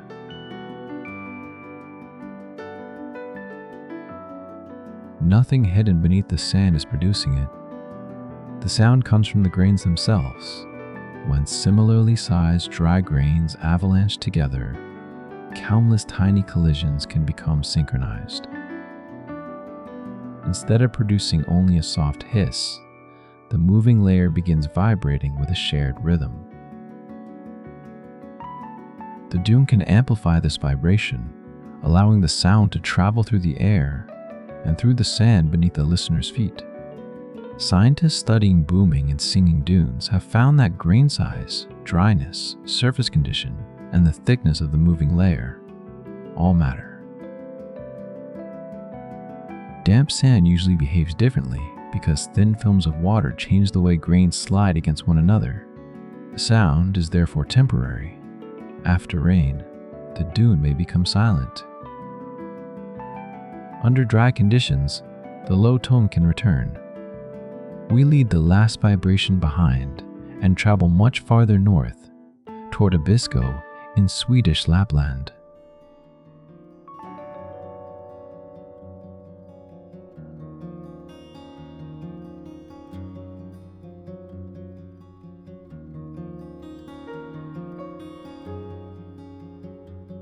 Here, on sufficiently dark and clear nights, the sky may brighten with the aurora borealis.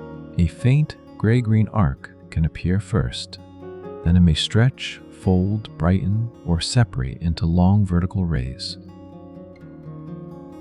At times, the structure changes slowly enough to watch in silence. At others, the entire pattern seems to rearrange itself within seconds. The light begins far above the landscape. Particles from the sun travel outward through space as part of the solar wind. Earth's magnetic field redirects many of these charged particles, while changing conditions in the magnetosphere can transfer energy toward the polar upper atmosphere. There, energetic particles collide with atoms and molecules. Oxygen can produce familiar green light at certain altitudes and red light higher above. Molecular nitrogen can contribute blue, violet, and reddish tones. The aurora is therefore not sunlight reflected from clouds. It is light emitted by the upper atmosphere after its particles have been energized. Researchers use cameras, spectrometers, radar, satellites, and magnetic instruments to study how these displays connect with activity much farther out in near-Earth space. No two auroras unfold in exactly the same way, and perhaps that is a gentle place to rest for a while. Behind us, electricity has moved through tropical storm clouds. A wave in the air has carried a long white cloud across northern Australia. Millions of grains have briefly found the same rhythm on a dry slope, and invisible magnetic forces have helped write pale light across the Arctic sky. The ground beneath all of them remains Earth.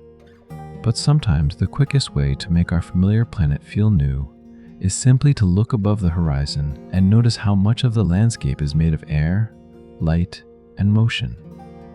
The northern sky fades behind us, and the journey turns toward places where Earth has been altered by events that seem almost too large or too slow to imagine from a single human viewpoint.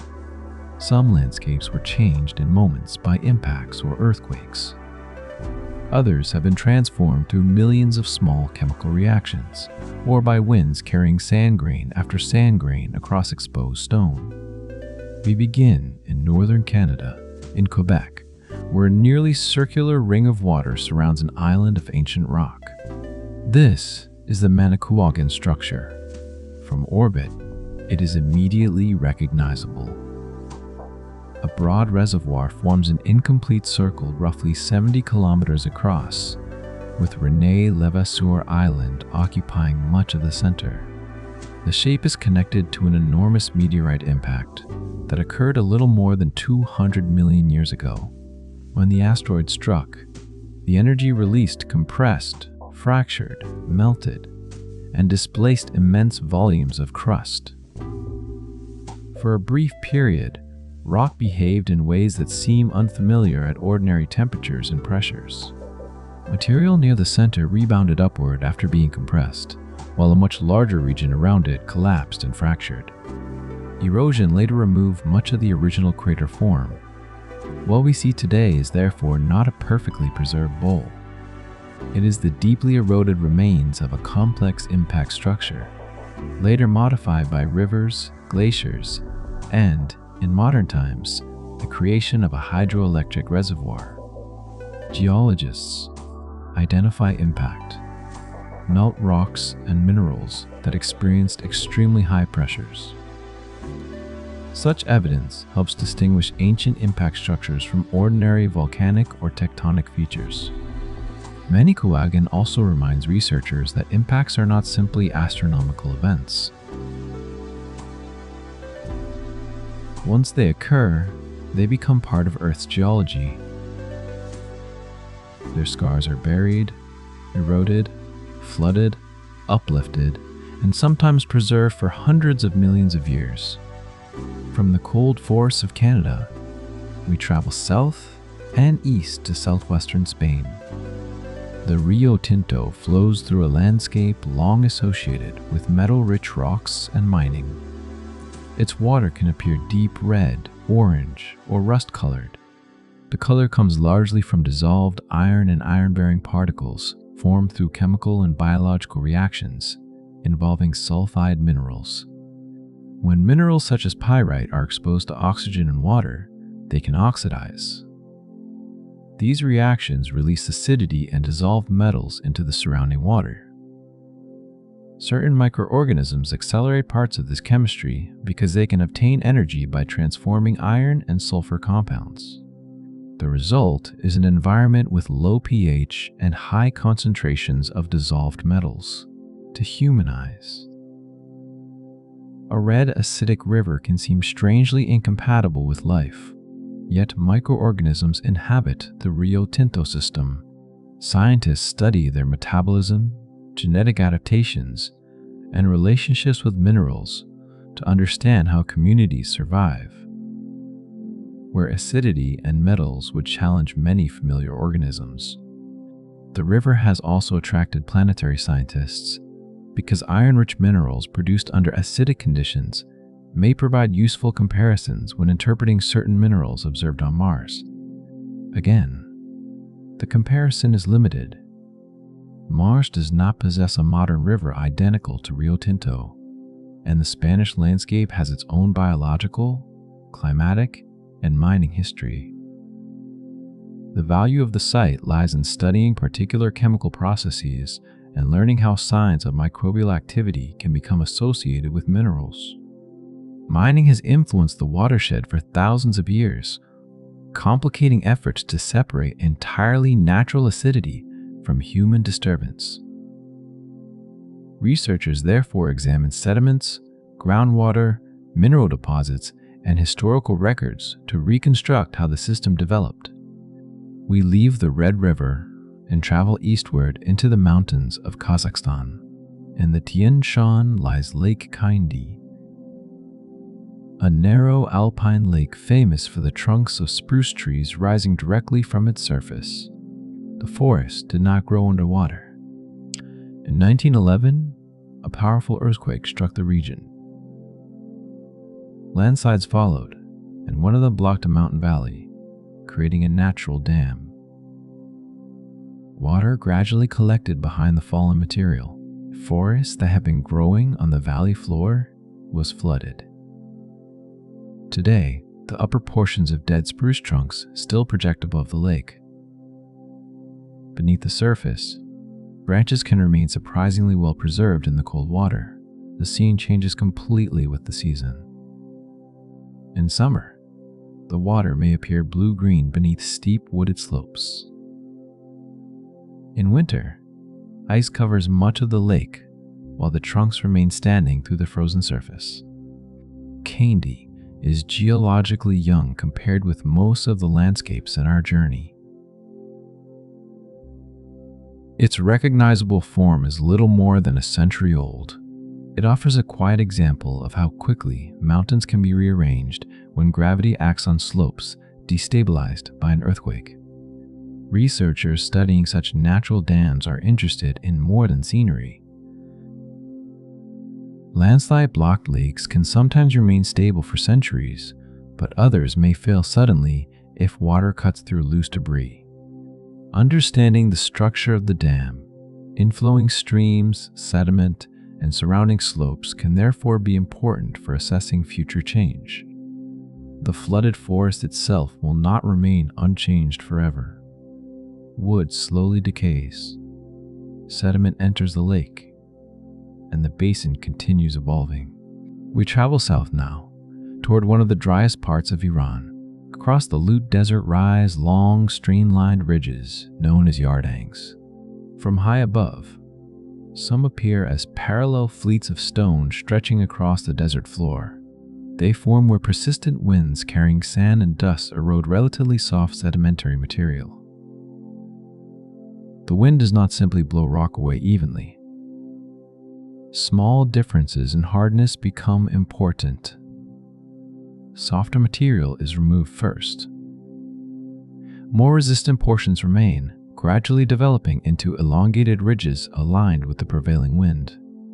Sand grains traveling near the surface strike exposed rock repeatedly. Each impact is tiny, but over long periods, the accumulated effect can smooth one face, cut grooves, widen corridors, and sharpen ridges. The result can resemble a landscape designed around a single direction. Between the yardangs lie broad passageways where wind continues to move sediment. Researchers use satellite images to measure their orientation and dimensions. Because similar wind-carved forms have been identified on Mars, terrestrial yardangs help planetary geologists understand how wind direction, surface materials, and long-term erosion can shape comparable landforms. The resemblance concerns the process, not the entire environment. Iran's Lut Desert has Earth's dense atmosphere, occasional rainfall, and terrestrial sediments. Mars has very different pressure, temperature, and climatic history. Still, the geometry of wind can leave recognizable signatures on both worlds. And now, beneath the quiet desert night, the ridges slowly disappear into shadow. Behind us lies the circular memory of an ancient impact, a river colored by iron chemistry, a forest standing beneath water after an earthquake, and stone aligned with winds that have crossed the same desert again and again. Some landscapes are created in seconds. Others require millions of repetitions. But after enough time, both can leave marks large enough to be seen from the sky. We can let those shapes drift into darkness now. while the Earth continues quietly beneath us, holding the record of events both sudden and almost unimaginably slow.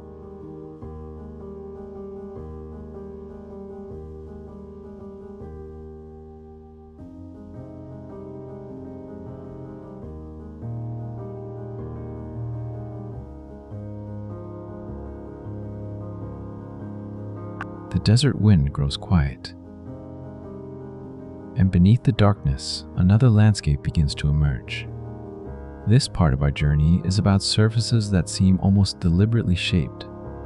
Limestone sharpened into blades, mud rising from deep underground, stone curved like a breaking wave, and trees transformed so completely that their wood has become mineral.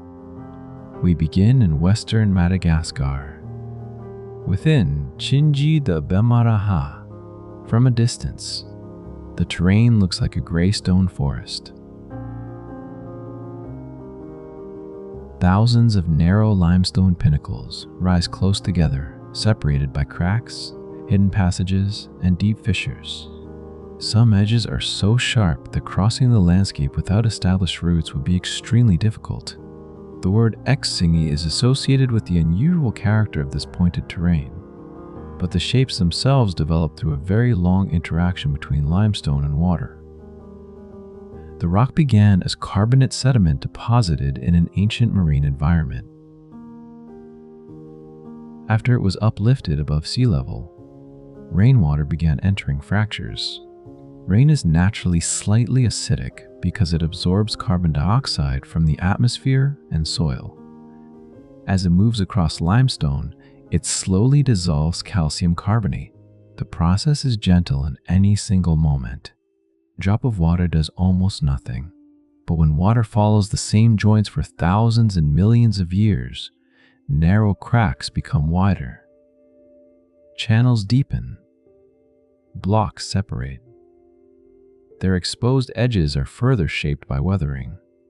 Eventually, much of the original plateau becomes divided into an extraordinary network of ridges and pinnacles. Between the stone towers are pockets of forest and sheltered depressions. Isolation within this complicated terrain has helped create many specialized habitats. Lemurs, reptiles, birds, and plants live among the cliffs and forests, including species found only in Madagascar. Biologists studying the reserve must therefore understand both its geology and its fragmented ecosystems. Human movement is carefully managed in accessible areas. Bridges, cables, and designated routes allow limited visitation while reducing disturbance to fragile surfaces and vegetation. We leave the limestone blades and travel north, toward the shores of the Caspian Sea. In Azerbaijan, particularly around Gobistan and the surrounding region, the ground contains numerous mud volcanoes. They do not behave like ordinary volcanoes fed by molten rock. Instead, gases and fluids move upward through thick layers of sediment. Deep underground, pressure can build where water, clay-rich material, and natural gas become trapped beneath overlying rock. Fractures provide pathways toward the surface. When the mixture rises, cool or mildly warm mud can emerge through vents. Some mud volcanoes form broad cones. Others are only small pools where gray bubbles slowly expand and collapse. On a calm day, the surface may appear almost playful. A smooth circle rises, stretches for a moment, then breaks with a quiet release of gas. Methane commonly makes up much of the gas emitted from many such systems. Although composition varies between sites, geologists study mud volcanoes because the material they bring upward can contain information about sediments buried kilometers below the surface. The gases also provide clues about petroleum systems and the movement of fluids through Earth's crust. Occasionally, some mud volcanoes can produce much larger releases, so active sites require appropriate monitoring and caution.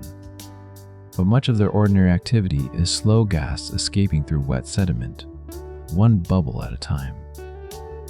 From the Caspian region, we travel southeast across the Indian Ocean to Western Australia.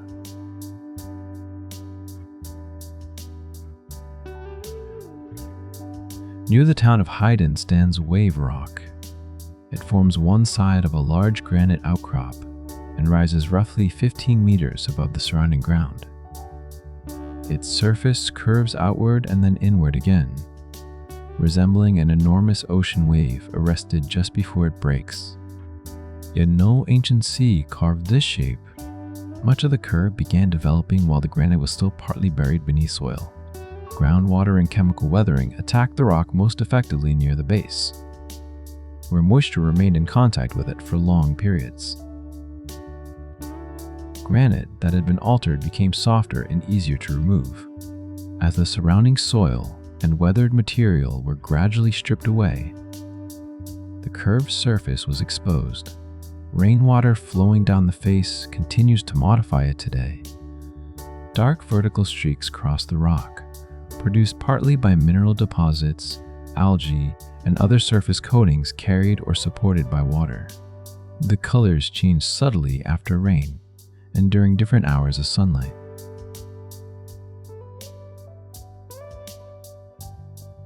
Geologists use landforms like this to study the long history of granite landscapes, where shapes visible today may have begun forming beneath an ancient ground surface long before they were exposed to open air. Our final destination takes us across the Pacific to Arizona, into Petrified Forest National Park. Across parts of the high desert lie logs that appear at first to be ordinary fallen timber. Their surfaces still show bark-like textures, knots, and growth patterns, but these trees are no longer made of wood. More than 200 million years ago, during the late Triassic, trees growing near ancient river systems fell and were transported into channels and floodplains.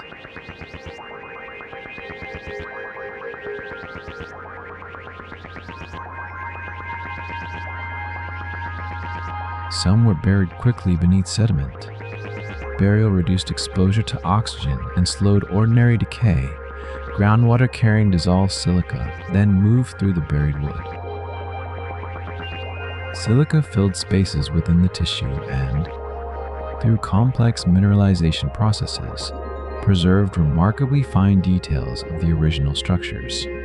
Eventually, much of the material became quartz.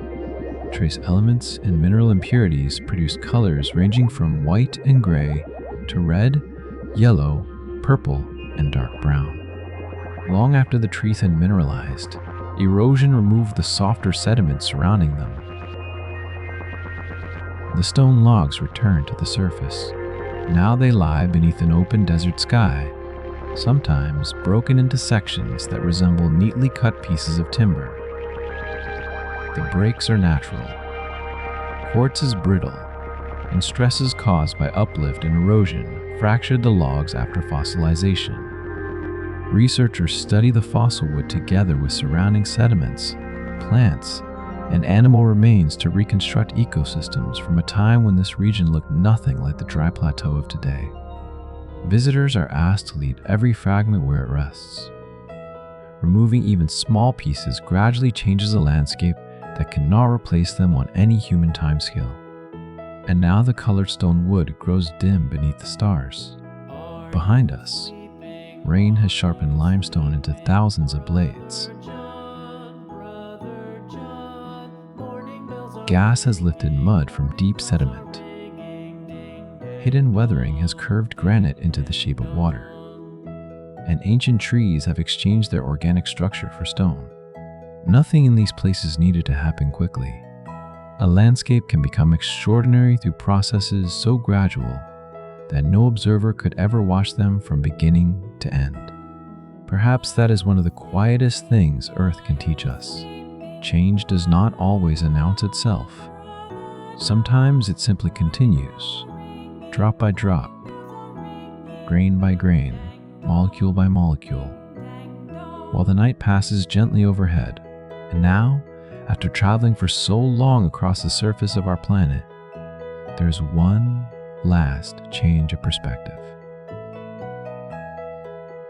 Instead of moving toward another valley, another shoreline, or another distant patch of stone, imagine slowly rising above all of them. The ground becomes smaller beneath us. Individual rocks disappear first. Then roads, rivers, mountain ridges, and entire coastlines begin to merge into larger patterns. The strange landscapes that seemed so enormous while we were standing among them become tiny details on the surface of a much larger world. From orbit, Earth has no visible border separating the familiar from the unusual. There is only one continuous planet. This wider view is also one of the tools scientists use to understand the extraordinary places we have been exploring. Satellites repeatedly photograph the same parts of Earth, allowing researchers to notice changes that are difficult to recognize from the ground. A surface may shift only a few meters each year, yet over decades its movement becomes clear. Shorelines retreat, vegetation expands or contracts, water levels rise and fall. Newly exposed rock changes color as minerals react with the atmosphere. Other satellite instruments measure wavelengths of light that human eyes cannot see. Every material interacts with light in a slightly different way. Some minerals absorb particular wavelengths. Vegetation reflects strongly in parts of the infrared spectrum. Water, snow, bare soil, and different kinds of rock each lead their own spectral patterns. Scientists can use these signatures to map landscapes across enormous areas without physically visiting every point. This is one reason Earth is so useful to planetary science. Before an instrument is sent toward another world, researchers often want to know how well it can recognize minerals, textures, organic compounds, or subtle changes in terrain under difficult conditions. Earth provides places where those instruments can be tested. But a planetary analog is always an analogy. It may reproduce one useful feature while differing in almost everything else. A site may share a mineral with another planet but have completely different temperatures.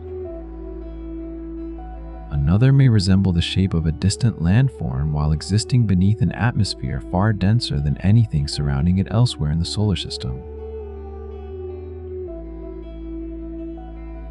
Scientists therefore ask a more careful question than whether a place looks like Mars or feels like another planet. They ask which processes are genuinely comparable. Perhaps water once moved through both environments. Perhaps similar minerals formed through related chemical reactions. Perhaps wind left structures with comparable geometry. Or perhaps an organism on Earth survives under conditions that help researchers understand how biological traces might be detected in a difficult environment. The differences are just as important as the similarities, and that may be one of the gentlest lessons of this entire journey. A place does not need to be a perfect copy of another world to help us understand it. Sometimes a single process is enough. A mineral forming slowly, a molecule moving through water, a surface responding to wind, a community of microscopic life finding a narrow range of conditions in which it can continue. The farther we rise, the harder it becomes to see any of those details. Eventually, Earth itself becomes the landscape. Cloud systems curl across oceans. Deserts form broad, pale regions. Mountain chains become fine wrinkles along the continents. Ice collects near the poles and on high ground. Night moves across half the globe while daylight quietly reaches the other side. From this distance, even the most unfamiliar places belong unmistakably together. Their differences come from combinations of the same basic ingredients.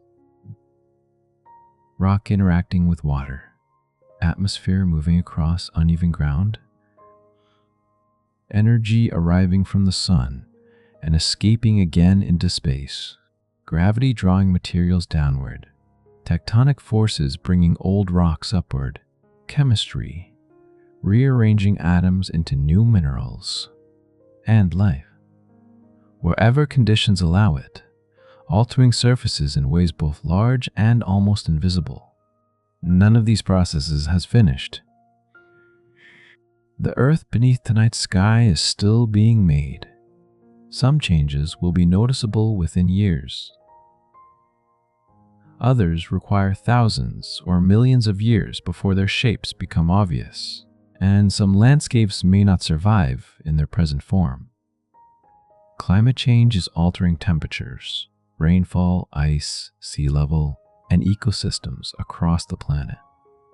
Human development can add roads, mines, buildings, pollution, or heavy visitor pressure to places that once changed mainly through natural processes. Protecting unusual landscapes does not necessarily mean keeping them frozen exactly as they are. Many of them cannot remain unchanged. Their natural state is movement. Protection often means allowing those processes to continue without unnecessary disturbance, while respecting the communities and ecosystems connected to the land. And now there is nothing more we need to visit. No. Next destination is waiting beyond the horizon. You can allow the journey to become quieter. The scientific names can fade. The measurements can fade. Even the questions can wait until another night. For now, Earth continues turning beneath the darkness, carrying every strange corner of its surface through space together. Somewhere, water's moving through stone. Somewhere, wind is crossing an empty plain. Somewhere, a mineral layer is growing too slowly for anyone to watch. And somewhere, beneath a sky that looks completely ordinary, there is a landscape that would seem impossible if you had never seen it before. Yet it belongs here.